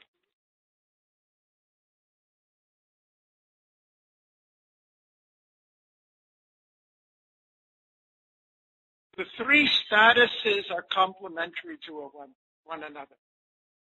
As self, the divine supports, is the foundation for all existence, supports all existence, and informs all existence. The self is the gold that becomes everything, the substance of everything. As the Purusha, the divine is the conscious being that experiences everything. Not just experiences it up there, experiences it in us. There's the Purusha behind our mind, the Purusha behind the vital. The Purusha is the source of all consciousness, the Purusha behind the physical. All experience is there because the divine is experiencing in us, in others, in the world, and from beyond the world. And the divine is the Lord and Master that wills, governs, possesses, and determines all. And these are not three different divines. These are three different aspects of the divine. And he says, of them all, that which appears to be the closest to the ultimate truth is the divine as Ishwara Shakti. The divine has all these aspects. They're all real. But that which is closest to our really understanding the governance of the universe and our relationship to the divine is Ishwara Shakti. Because the self is transcendent, mostly impersonal. But the Ishwara is personal, sitting in our heart, is there in all of us, in each of us, in everything, determining everything. So the greatest truth and knowledge and power comes to us by relating to the Ishwara. And he says, our relationship to the Ishwara is through the Divine Mother, is through the Shakti. And that's the whole basis for his yoga. So he says, as we have reconciled infinite and finite, status and action, form and formlessness, we must also reconcile the one and the many. We must understand that the one is not other than the many. It's the one that becomes the many and never ceases to be one. It's an indivisible one. It's not a one that's less than two. It's a one that includes all numbers. This is what he calls the mathematics or the logic of the infinite. So the one and the many are not other, not different from one another. In the normal view of things, the many are created by God the way a potter creates vessels, pots. From the larger view, the one becomes the many, doesn't create anything. It becomes the many and continues to be the one. Even though we are the pots, we continue to be the potter. We are the one that is expressing a part of that infinite oneness through many different expressions of manifestation. All the characters in Pride and Prejudice are emanations of Jane Austen. They exist only by Jane Austen, in Jane Austen, are of Jane Austen. Each is an aspect of her creative imagination. None of them is separate. None of them is independent. None of us are independent from the one, which is the creator of all. We have the choice to pretend or to believe that we're totally independent, not just from God, but from everybody else. Or we have the choice to rediscover the fact that we are the one, and not just we, but everybody else is the one. Like the disciple who complained to the guru that he was walking down the road and the elephant came and the elephant threw him out of the way, and he complained. I told last time that he said, "What is it? You told me I'm Brahman, and the elephant goes and pushes me around." And he said, "Yes, you are Brahman, but so is the elephant and the Mahukanda elephant, and everything is Brahman." So if we don't choose to be ignorant, we can discover the oneness in ourselves and the oneness in everybody else.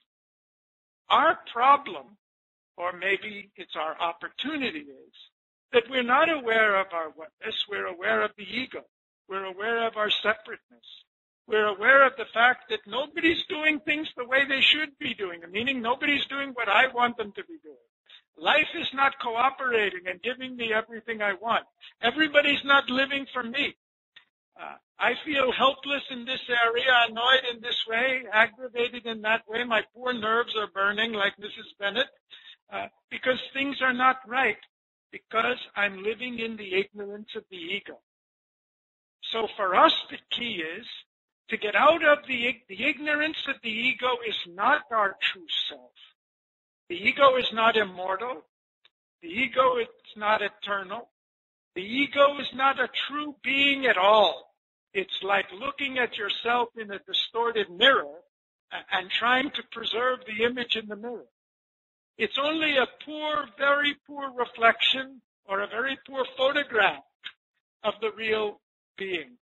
We must discover the real being that's reflected and not live in the illusion of the ego. So he tells us the formula. How do we do this? How do we get out of the ignorance of the ego? He tells us the formula is by the self-giving and surrender of the soul in nature to the Divine Mother. When we say we're going to surrender, how can I give up everything? Mother's got everything, I have nothing. The only thing we can give up is our poverty and our ignorance and our smallness and our narrowness and our selfishness. We can't give up anything because our true nature is infinite. We can't give up anything even if we tried because everything belongs to us. If you're in your great generosity, we give an offering at the center, or we are generous with our relatives or anything like that. The only thing we can give up is our smallness. The only problem we have is that we want to possess things, that we think we have to take care of ourselves. All we have to do is give up our ego, give up our selfishness, give up our self-centeredness, forget ourselves, to discover that we are infinite. Because that's hard to conceive of. We give to Mother. That's why Mother is there. Mother is there as our greater self, as the truth of our being, so that by devotion to Mother, sincerity to Mother, self-giving to Mother, we can be true to ourselves. we can give not to our petty ego and the preferences of our petty ego, but we can give to our own truth of our own being. We surrender to the truth of our own being, which is the divine being, or which is the divine mother.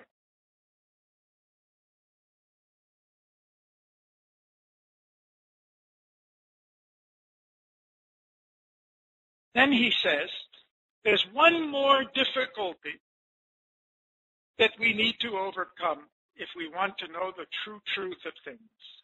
Maybe it's not a difficulty that you and I are worrying about, but ultimately, if we want to know, there's one more opposition we have to overcome, and that is the opposition between the manifestation and the non-manifest. And that's particularly strong in the tradition, because the tradition says the goal is to get out of manifestation and go to the unmanifest. In fact, the tradition says the soul itself is only a temporary. The real destiny of the being is to go back to Satchidananda and dissolve the soul. But what he says is, like all the other oppositions, the truth is complementary. The unmanifest is not other than the manifestation. The manifestation is an expression of what is not manifest. What is there in potential in the transcendent manifests in the universe. They are not opposite from one another. The eternal and the infinite unmanifest is the base, but everything here is a real expression of that base. Not only a real expression, but it means ultimately our soul, our being, our individuality is also eternal. Obviously not the body is eternal, not the ego is eternal. Our soul is also eternal. Not eternal separate from every other soul, except eternal as a unique expression of the oneness of which we were all a part. So our destiny is to live and evolve until we can be fully conscious of the fact that we are divine, immortal, infinite beings, and to continue to live and evolve after that, expressing the infinite riches and mysteries and secrets of the infinity, which is our true self. So that this poses one final difficulty for us, and I think it's the most difficult passage in the whole book, and that is the concept of time. Because we have a clear sense that time is a thing that once it's gone forever. And until it happens, it hasn't happened. And it's almost impossible for the mind to conceive that time is an expression of something else, because we live in time and our mind is in time. But he tells us if we really want to understand the governance of the universe, we have to come out of the contradiction that we have between the idea of time and timelessness. We may not wake up with it every day, but you'll see we think of time always. The past is over. When Appa says it's not too late, you can reverse. It's over. What can I do? And when Appa says you can bring the future now, the future hasn't come yet. The future hasn't happened yet. The future hasn't been determined yet. How can you bring it now? How can Appa say the 100 crores is real? Because for us, it doesn't exist until it's in the now. And if you had the 100 crores and lost it, now it's gone. And it's gone. And there's nothing we can do about it, because we live in the movement of time. But he says, and when we think of timelessness, we think of it as a big emptiness. There's nothing there. There's no past, there's no present, there's no future. To be in timelessness is kind of just to be in a trance. Nothing happens. That's our conception of timelessness. He says that's not what timelessness is. In timelessness, everything is there. The past is there, the present is there, the future is there. Everything exists in the timelessness. It's not an emptiness. It's an infinite fullness. The only thing is, it's not in movement. We can understand, take Pride and Prejudice. If you've never read the book, you start at the beginning, you go to the time when Bingley arrives, Darcy proposes, Bingley leaves, then they meet at Hunsford, then Darcy proposes, then they separate for 6 months, then they meet at Pemberley, and so forth, until the end. But we know now the whole story. The whole story is there in the book, from beginning to end. Somebody who hasn't read the book, for them, no, I'm just at the point when Darcy's going to propose to her, and I don't know what she's going to say. Oh, no, but we know what she's going to say. We know, we can see the beginning of the story. We can imagine the news of Bingley arriving at Meriden. We can imagine the proposal at Hunsford. We can imagine the surprise of their meeting at Pemberley. We can imagine the wedding at the end, all at the same time. We can see them all. If we were movie producers and we took the film and put the film up, but they have the old-fashioned light boards, the way they used to do things before you could do it on the computer, you could see all the frames of the story from beginning to end and look at it at once. You can see the whole thing at once without movement. Nothing is moving. Everything is there simultaneously. But when we watch the movie, we watch it at a particular point. We watch the movie from this point to that point. Sometimes you turn on the movie in the middle.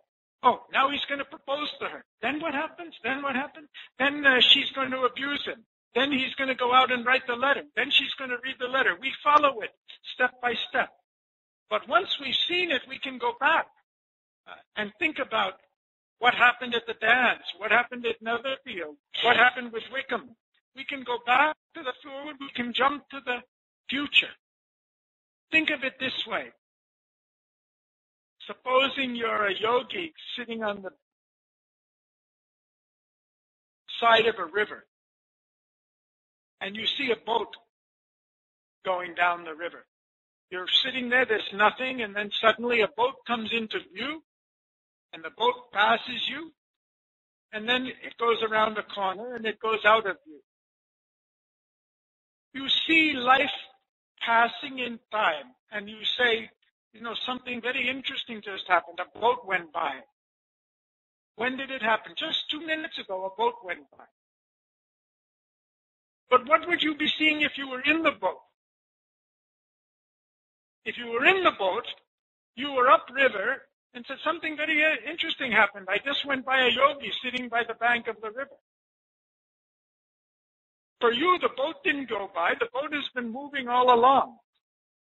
But suddenly you see the yogi, and then he disappears. The yogi came into view, and then he disappears, because you have a different perspective. Now, what happens if you're on top of a mountain? If you're on top of the mountain, you see the boat start at this end, going down into this end, and then you see the yogi, and at one point the boat passes the yogi. You see the whole thing. You see the past and the present and the future for both of them from a different perspective. So what does it mean? It means our concept of past, present, and future depends on our position. Are you in the boat, or are you on the river, or on the mountain? In other words, our conception of past, present, and future depends on our consciousness. To the man sitting on the riverbank, the boat just came into view. It didn't exist until then. And when it goes, it's gone. But for the man in the boat, the yogi just suddenly appeared and then the yogi disappeared. He's gone. That's the past event. That's what happened an hour ago or yesterday. Yesterday's gone. We can't get it back, right? When we pass the yogi, we can't get him back. But yet, that's how we think about yesterday. Now it's over. And what's going to happen tomorrow, we can't imagine. It doesn't exist yet. But on top of the mountain, you already see where he's going to go next. Now he's passing the yogi. The next time he's going to go by a house, and then he's going to come to a waterfall, and you can see the whole thing. So our understanding of time depends on our consciousness. We are in a particular consciousness of time, which we call the time consciousness. We're at a particular point where we are living at one moment at a time. We can't see what happened in the past. It's already around the corner. We can't see what's coming in the future. It's around another corner for us. They don't exist. At least the past we can remember through our memory, though we can't call it back. It's one thing to say this is what happened yesterday. It's another thing to say what happened yesterday is still there. You just don't see it. No, it's over for us. And it's another thing to say that tomorrow hasn't happened yet, or for somebody says, it's happened already. It's there already, but you just haven't seen it yet. You haven't got there yet. Because we are at that moment. We live in the moment. The only thing that's really real to us is the moment. So we believe only one moment exists at a time. And we think the past moments have stopped existing and the future moments haven't existed yet, haven't been created yet, because we live in the time consciousness of the mind. It's an ignorance. It's a limitation. There is a timeless consciousness in which everything exists, but it doesn't exist in the time flow. It's like Pride and Prejudice book. If you take Pride and Prejudice book, the whole story is there. But that's different than reading the story. It's different than watching the movie. But it's all there. And in our mind, the whole story is there. So if I ask you, go to the Pemberley, go to the wedding, go to the first proposal, jump to the second proposal, go to the original meeting, go to Netherfield Ball, you can do it. It's all there in your mind. But that's different than watching the movie and tracing it step by step from beginning to end. So the timeless consciousness is everything exists, but not as a movement. It's there in potential, like the story in the book, or like the memory in your mind. And there's a third status of mind in which we can know the whole thing exists, which we do. We know the whole story. You all know the story of Pride and Prejudice. It's all there in your mind. At the same time, you can sit and watch the movie or read the book or listen to the narrative or tell the story and experience it moment by moment by moment. You already know the whole story. You already have the whole thing, but still, we can live in the moment. What are you going to say next? What's it now? Now it's there. Even if you've watched the movie 10 times or 100 times, you can just live in the moment at the same time. How is it possible? Because our consciousness can take multiple statuses at the same time within our limits of the mind. Well, the divine can take all of these poses and does take them all simultaneously. And this is the supramental time consciousness. It can be simultaneously aware of the timeless state, that's the whole book. It can be aware of the whole movement from beginning to end, like the man on the mountain who sees the boat going from beginning. It can be sitting there on the river and watching the boat go by. It can be sitting in the boat and moving along with the boat simultaneously, because it's an infinite consciousness. So when we reach the supramental consciousness, our sense of time will be very different. But what he's trying, so it comes as There's a double status of time. The timeless eternity, he says, is the spirit looking at itself in essence. It's looking at itself in essence. It's immobile, but everything is there in potential in it. And there's the time eternity, the spirit looking at itself in movement. It's dynamic. It's manifesting itself in a sequence in time. For us, we can do that with the story. The whole story there, when I say Pride and Prejudice, the story of Darcy and Elizabeth, you know the whole thing. It's there. You don't have to spell it out. You don't have to go through all of the things. Or you can experience it in the time movement. So what he wants us to know is, both of these are the same eternity. The timeless eternity and the eternity of time are both the same eternity. The story is the same story, whether it's there in the book held in one thing, or we experience it moment by moment from beginning to end. It's two ways of experiencing the same thing. There's only one eternity. When we say our soul is eternal, even when we are living, there's a part of us that's conscious of the fact that we're infinite and eternal, that we live forever. There's a part of us which knows the past and the future. It's not conscious for us. That's the supramental truth consciousness. We are lost in the ego where we thought, all that happened yesterday is lost, and all that's going to come in future doesn't exist yet. But there is a point where nothing ever leaves and nothing ever has to come because it's already there. When Appa says the 100 crores is sanctioned, it's already there upriver. How quickly you're going to go down the river, or whether you insist on waiting here and enjoying your place on the riverbank, that's the choice we make. How soon it can come depends on what we do. Depends on our faith, depends on our consciousness.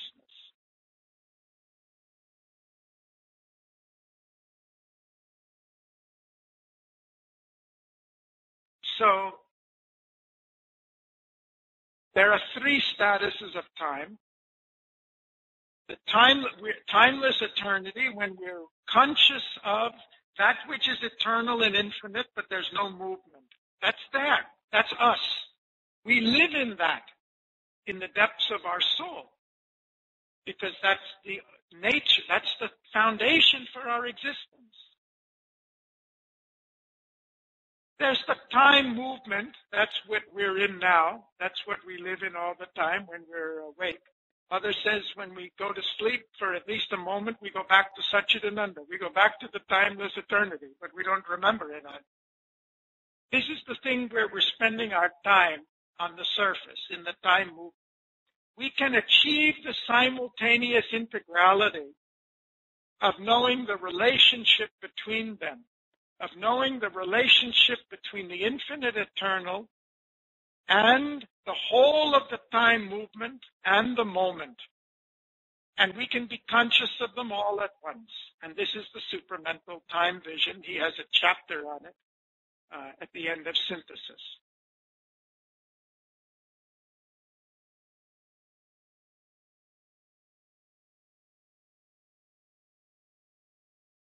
He says this is the logic of the infinite. From our finite position, it sounds inconceivable. It sounds like a magic. It sounds illogical, because we're living in the logic of the mind that judges everything from the limitations of our own instrument. So,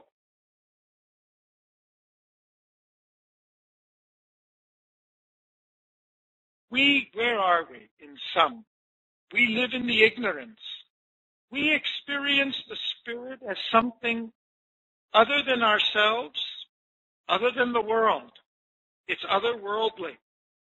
It's unrelated to our lives. It's something, if we're going to get there, we're going to go from here to there. It's unconnected with us. We feel separate from each other, separate from the world around us, separate from God. Most of the time, or often, we feel helpless. We feel helpless because life is like that. Our friends and relatives are like that. Our spouse is like that. Our health is like that. The laws are like that. Our job is like that. The weather is like that. And so many other things are like that. Because we live in the ignorance. And though we often think our mission is to change our spouse or change our job or avoid the laws or escape from our health problems, our real challenge and the only problem and the only challenge we have is to escape from the ignorance. If we escape from that, we will find out there's nothing we need to escape from. There's nothing we need to acquire because everything comes to us of itself. The truth is, we are one with all souls, regardless of what Mrs. Bennett may think about Lady Lucas, or Lady Catherine may think of Lizzie. We're one with the whole universe and with the divine because there's only one reality, and that reality is our reality. And when we discover the truth of ourselves, at the same time, we discover the truth of everybody else. And everything that's beyond everything else. There's only one truth and one being to discover. We discover that the individual in us, not the ego, but the real true individual in us is eternal, immortal, and infinite. There's nothing to pray for. There's nothing to want. There's nothing to need. Because when you're infinite and immortal, you are everything. There's nothing to gain except the delight of expressing your individuality, your infinite individuality. The truth is, we are destined to become that. Sooner or later, we are destined to become that spiritual individual that is eternal and immortal because that's what we are already. That's there. It's not something that has to happen. We only have to decide enough of this taste of ignorance. It's time for the taste of the truth and the adventure of truth. And we'll be there. The truth is that when we realize the truth of ourselves, we have the power over everything in our life. We become the Ishwara. In the measure we discover the truth of ourselves, we discover the truth or power over everything, meaning our life will be whatever we want it to be. As surely as Jane Austen can write the story with any ending she wants, we can write our life story with any beginning, ending, and middle as we want, and any adventure or joy and delight as we want, because we are really the master there.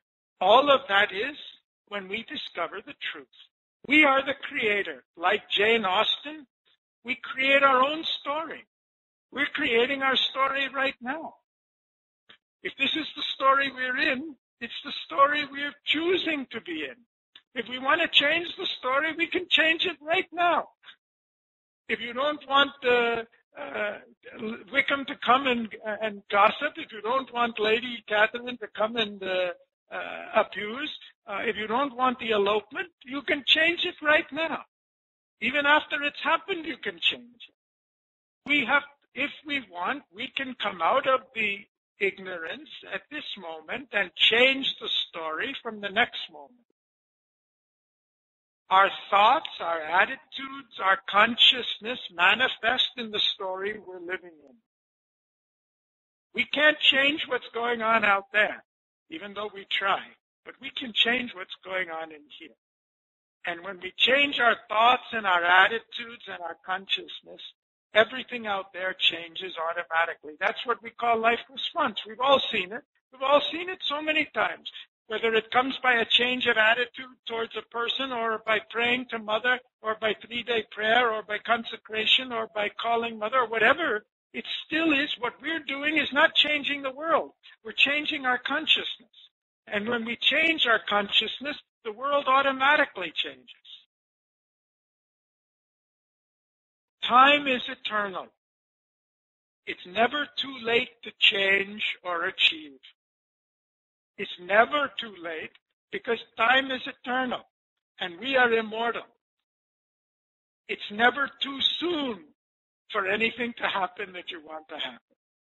No, I want it to happen, but I know it'll take a long time.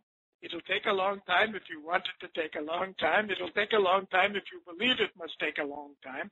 It's never too soon for anything to happen because it's already there. It's a question of which consciousness we're going to be in. Everything is simultaneously present at every moment. To change our consciousness means to surrender to Mother. To surrender to Mother means to surrender our ignorance and falsehood and inertia to the truth of our own being. Because Mother is the truth of our being, and Mother's infinite power is the truth and power of our own being.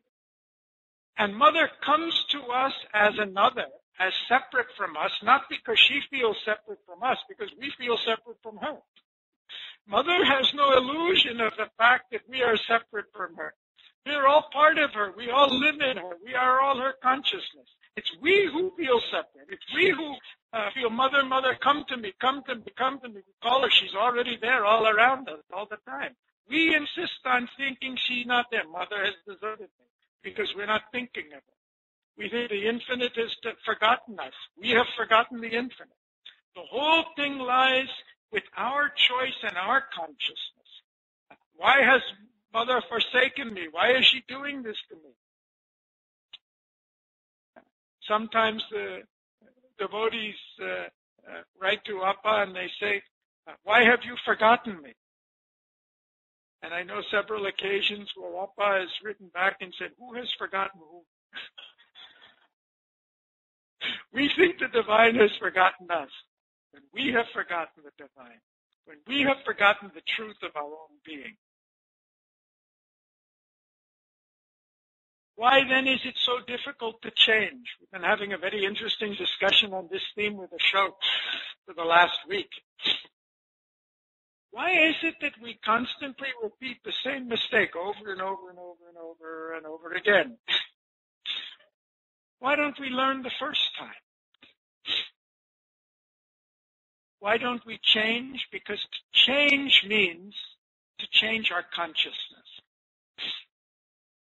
Change doesn't happen without a change of consciousness.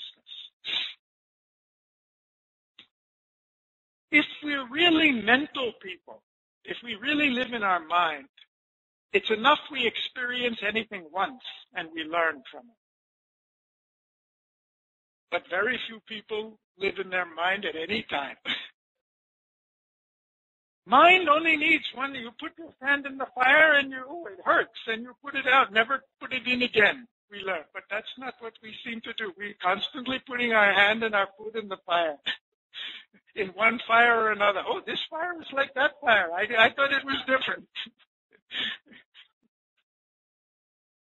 Because we're not in a mental consciousness. If we're in the spiritual consciousness, we don't have to put our foot in the fire or hand in the fire even once. Because we instinctively know fire is hot and it burns. But if we're in the physical consciousness, each time we put it in, the next minute we forget. And the next, what is this? Oh, it's hot. And each time, with great surprise, we're doing it again. And certainly, I'm sure if anybody writes the sequel to Pride and Prejudice, and if Mrs. Bennett has an opportunity to send Kitty to Brighton, she will. And if Kitty elopes, she'll think next time of sending Mary to Brighton. And she'll send her grandchildren to Brighton. Because she's in the physical consciousness, she never learns. She repeats over and over and over again, and at the end of it, what did she learn? She sits with Mrs. Phillips and she says, you see, it was all their fault. She learns nothing. She never learns that the change of consciousness should be in her. Or we live, if we're not like that, in some things we're like that. In some things, most things, we live in the vital consciousness. For the vital consciousness, things are very simple. Whatever I like is good. Whatever I like is true. Whatever's pleasant is true. Whatever suits me is right. That's what Lizzie says. She's generous enough to express her vitality for us so we can live and laugh at it. She says, he's so handsome, he must be true. He's so nice to me, he must be good. Our definition of a good person is a person who's good to me. They may be a scoundrel with others, but as long as they're good to me, he's a good person. And when he turns and starts treating me the way he treated everybody, I don't know what happened to that man. I thought he was a good man. He's not a good man. Meaning, he's changed his behavior to us because the vital doesn't look at things as they are. We look at it simply in relation to how it serves us, how it suits our convenience. If it's convenient for me, it's right. If you want to give me something, that's in order. I must have done something to deserve it, otherwise you wouldn't give it to me. If you want me to give you something, that's not in order. I don't know why I should be giving something to you. I don't think anybody's done anything to deserve it. That's the way the vital thinks of things. Mr. Bennett lives in the vital when he sends Lydia to Brighton. He convinces himself that it's right. Say, I'll get no peace and quiet if she doesn't go to Brighton, as if his peace and quiet is the ultimate important thing in the world. Is his peace and quiet more important than the safety of the family, the safety of his daughter, the marriage of all it? He says, it's right. He convinces himself. He ignores Lizzie's warning. He ignored. How can anybody, father, not know what Lydia is? You don't have to be a genius to know that Lydia is an irresponsible girl and she's capable of any impulsive act. But the vital is capable of that ignorance because it looks at things only from its own point of view.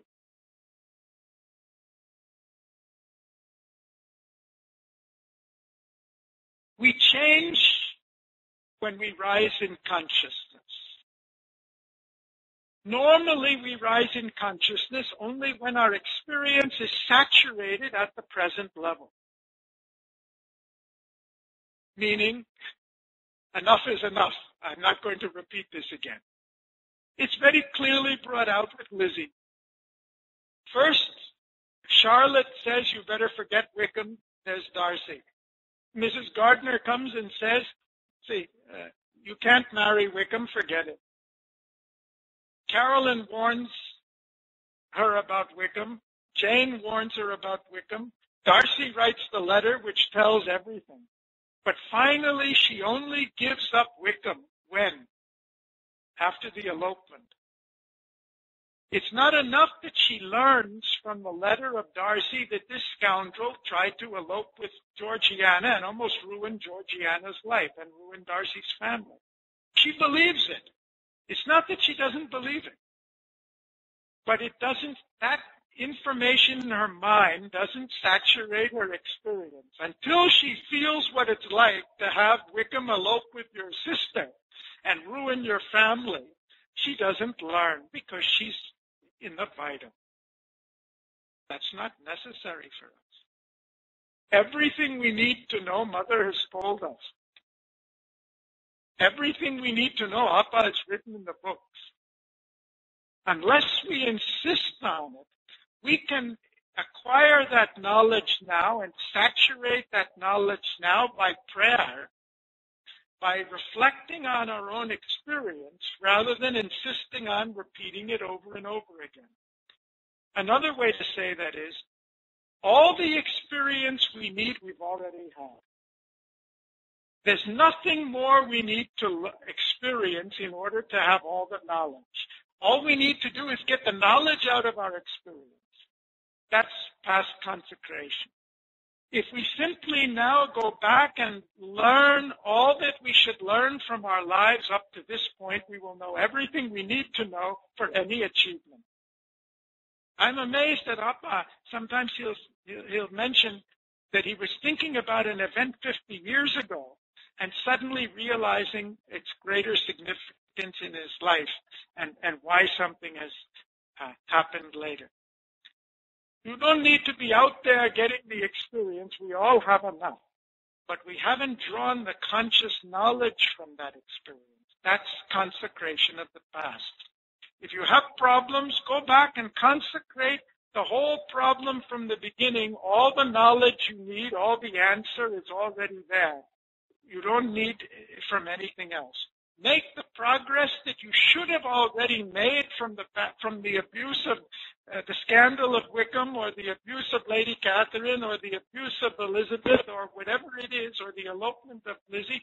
Make all the progress you should have made from your past experiences. You'll have all the knowledge and power. You'll have everything you want now. Because it's all there. It's all sanctioned. If we don't learn, Mr. Bennett didn't need to take 25 years to learn that he shouldn't give Mrs. Bennett freedom to do anything she wants. He took 25 years. Finally, he put his foot down when the elopement came and said, no more officers. He could have learned it a long time earlier. We could also do it. We don't learn because we're enjoying our ignorance. We're enjoying our sense of superiority to others, or our pride, or our prejudice, or our anger, or our weak nerves, or our self-pity, or whatever it is, or all the things that other people enjoy. We enjoy the unconsciousness. We enjoy the experience of being unconscious. There are certain things I would rather not know about myself. When I think there are certain things I'd rather not know about myself, it means I prefer to stay where I am and not be better. I prefer to have all the problems I have now. The fastest way for me to make progress is to know everything about myself and not be that, then I change. We are where we are now because we have the self-righteousness of Lady Catherine, or the self-importance of Darcy, or the laziness of Mr. Bennett, or the insincerity of Mrs. Bennett. So it all comes down to one word: be sincere. Be willing to learn what life has already taught us, or offered to teach us, what Mother and Appa are constantly offering to teach us, so that our consciousness can change and our world can change the next minute. Any questions? Questions from anybody? Anywhere? Yes. Is there a mic?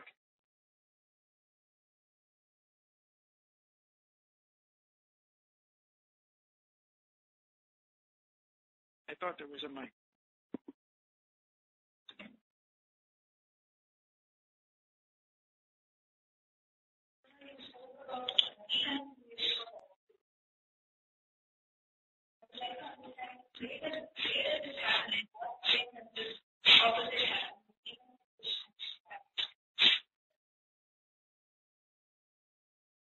It's a very good question. It's a very, very good question.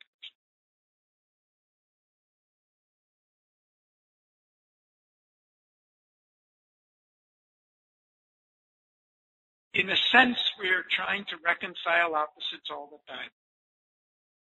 Say, in the physical plane, we try to reconcile opposites by defeating the other person. In the story, Lydia takes Kitty's cat, and she wants her cat. She takes it away, they fight for it, and Kitty gets it. Reconciliation in the physical plane is by conflict. In the vital plane, we try to reconcile by competition.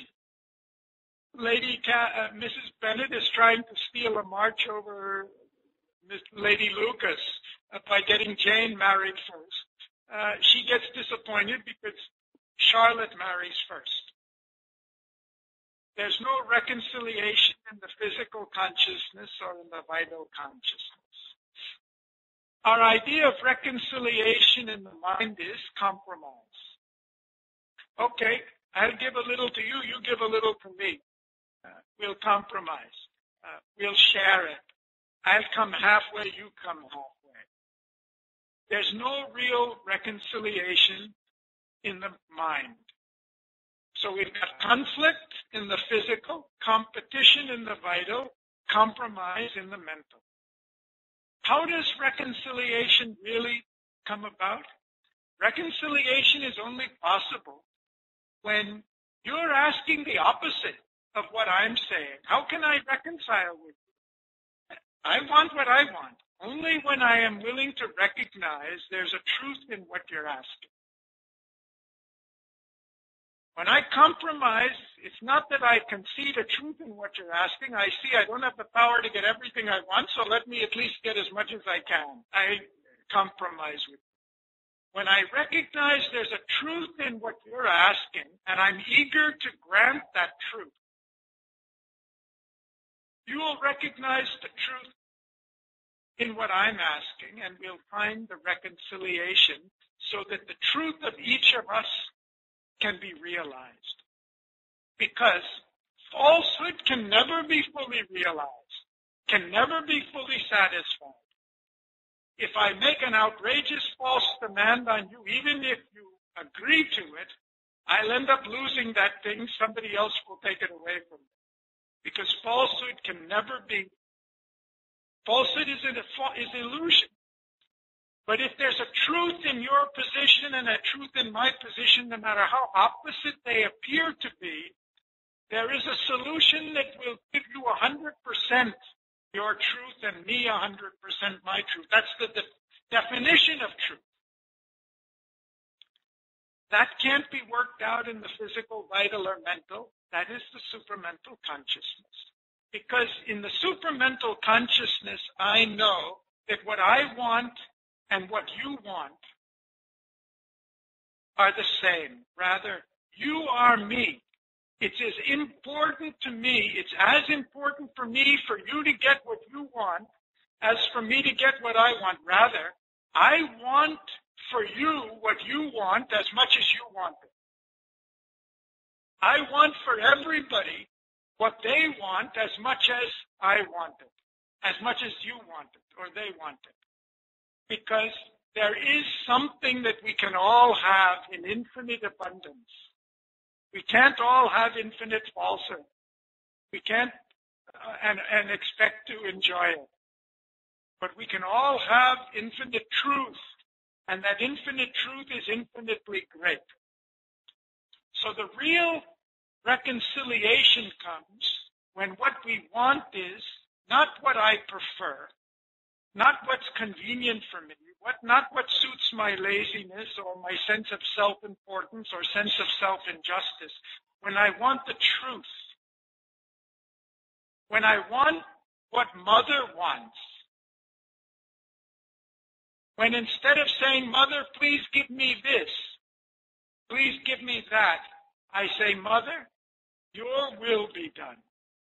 Let thy will be done. Give me whatever you want.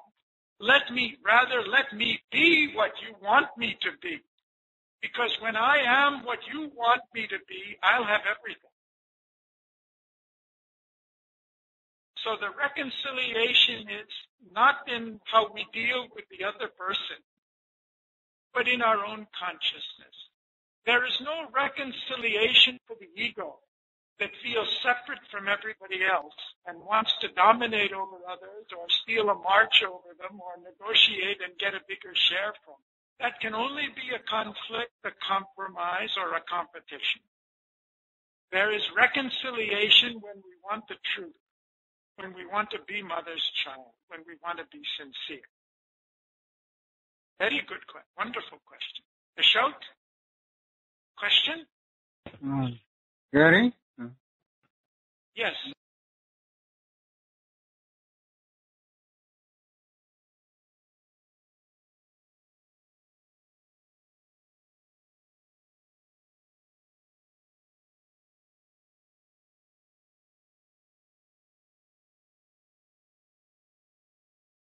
In your speech, you talked about big fortune being actually real. and kind of waiting. Like you quoted Appa saying that the undergrowth fortune is something real, though not tangible to us. In this connection, I would like to connect what happened in P&P. You see, Lizzie refuses the advantages of marrying Collins. The advantages seem to be really obvious, but something inside her does not agree with marrying Collins, so she rejects it outright. At the time she is rejecting Collins and his proposals, what is coming towards her, she has no idea. But it's because she rejected Collins, Darcy and Pemberley moved towards her. Though at the time of rejection, that was not real to her in her imagination or in her nerves. So like that, I see many devotees are tempted with what appears to be obvious immediate advantages. What you say is right. If they reject these obvious immediate advantages, though ethically they are not proper or though they are not in line with their values,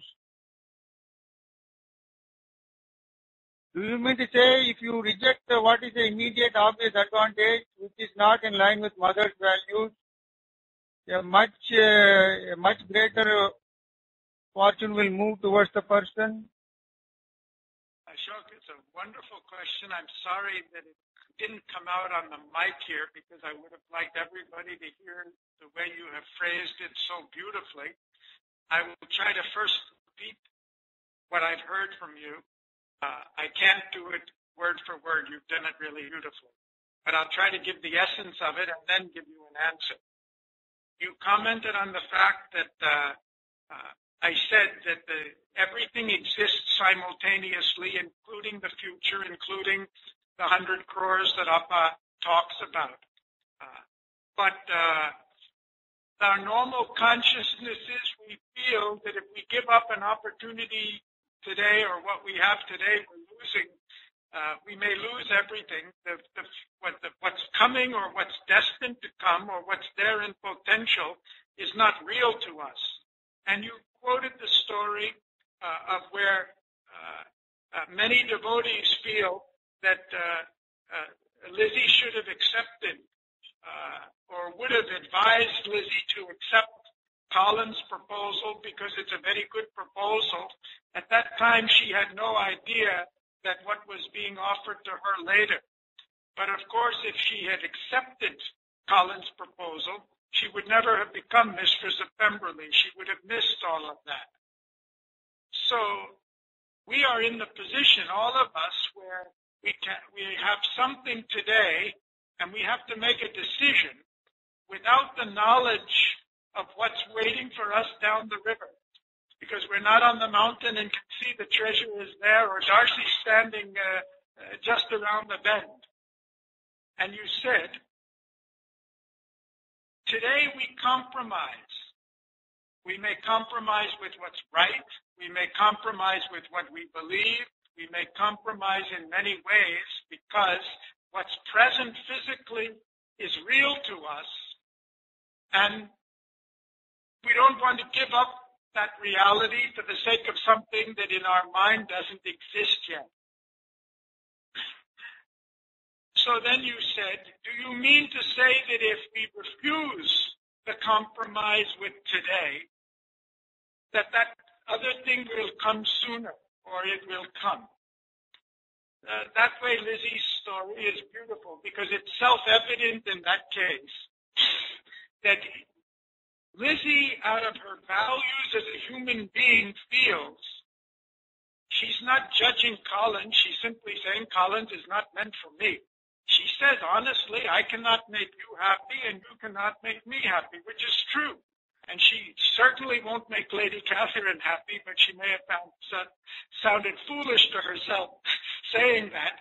But that would have been very meaningful to Collins. If she said to Collins, you see, I'm sure Lady Catherine won't be happy with me. That would have convinced him, maybe. So many devotees feel that, and as Mrs. Bennett feels, what you're giving up the entail, you're giving up security, you're giving up respectability, you're giving up something very real. For what? For some dream. But the truth for Lizzie is that if she has accepted Collins, it would be a total falsehood for her. It would be sacrificing her real aspirations as a human being. She wants love. She knows this is not a man she can love and respect. Even as a duty to him, she feels to marriage should be out of a respect and love for the other person. This is not a person I can love and respect. It's not fair to him for me to marry him just because his property. It's not fair to myself to value myself only in terms of my property. I would rather miss the advantages of marrying than to take this for purely mercenary point of view, which is not fair to me and not fair to Collins. I would say she acts out of a deeper truth of her being. A truth of her being that Mrs. Bennett completely refuses to recognize. The truth of the matter for Mrs. Bennett is she wants the entail.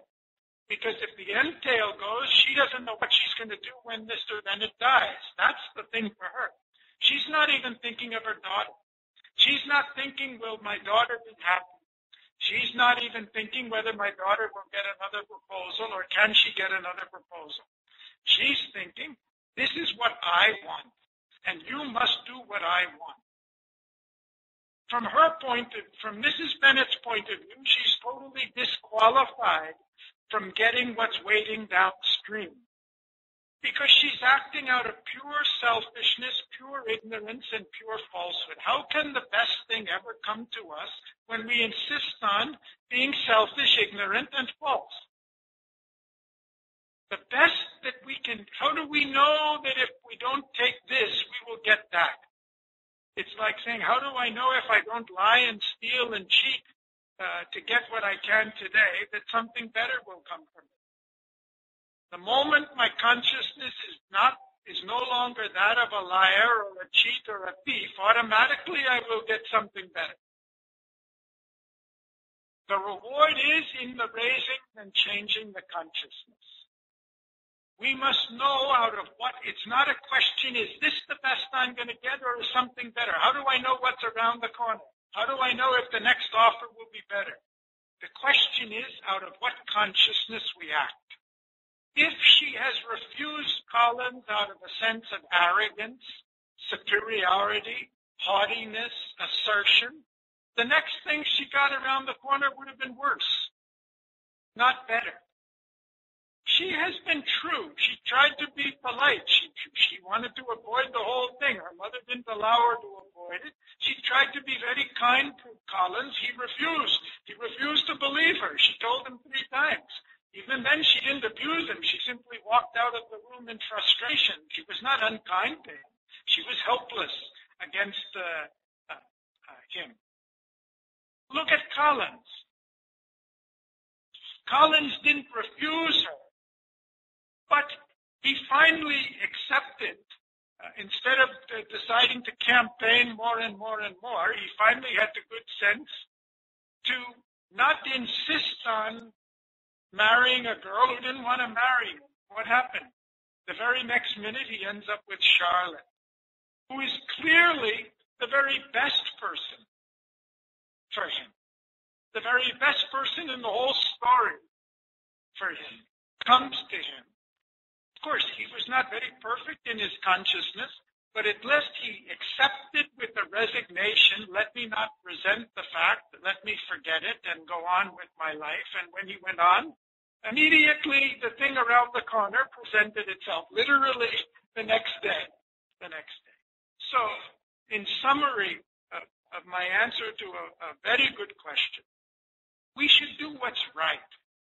What's right is not an external thing. What's right is a question of consciousness. For Mr. Bennett, doing what's right is not a question, should I send Lydia to Brighton, or should I send her to London, or should I keep her here? What's right is I should not do something out of irresponsibility. I should not do something just because it's convenient for me. I should not do something out of laziness. I should not do something ignoring all the knowledge I have about Lydia. You don't need to have a vision. You don't need to know that there are men at Brighton who might want to elope with her, or Wickham's a scoundrel, in order to know that what you're doing is wrong. You only have to he only has to examine his own motives and know his motive is wrong. If his motive is wrong, it cannot possibly lead to the best consequence. The best consequence never comes out of the wrong motive. The right motive will always bring the best consequence sooner or later. Wonderful question. Any other question?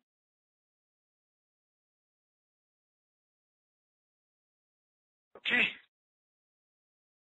Enough for us all to think about for Appa's birthday, I think.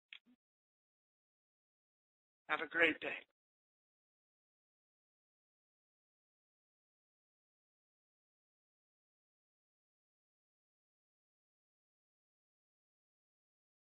First, I am thanking Mr. Garry on behalf of all the senders and all the devotees. 2 மாசமா இந்த chapter ரொம்ப தெளிவா நமக்கு fried and prejudice எக்ஸாம்பிளோடும் life எக்ஸாம்பிளோடும் அவர் விவரித்து நிறைய சொல்லியிருக்கார். நமக்கு இது அப்பா நிறைய இடத்துல எக்ஸ்பிளனேஷனோட அப்பாவோட புக்ஸ்ல எழுதியிருக்காரு. இத 2 மாசமா நம்ம கேட்டதோட இந்த சாப்டர் முடியல. இப்பதான் we have to start with this chapter. அதான் நம்மளுக்கு நாம இந்த சாப்டர் 2 மாசமா கேட்கறதோட இது என்னன்னா, we have to implement and where we have to accept and implement. அந்த இடத்துல அந்த லைஃப் ரெஸ்பான்ஸ நாம கொண்டு வர்றதுதான் இந்த சாப்டர் நாம கேட்டதுக்கு நன்றியறுதலாக இருக்கும் என்று நினைக்கிறேன். அன்பர்கள் அனைவருக்கும் நன்றி, வணக்கம் கூறி விடைபெறுகிறேன்.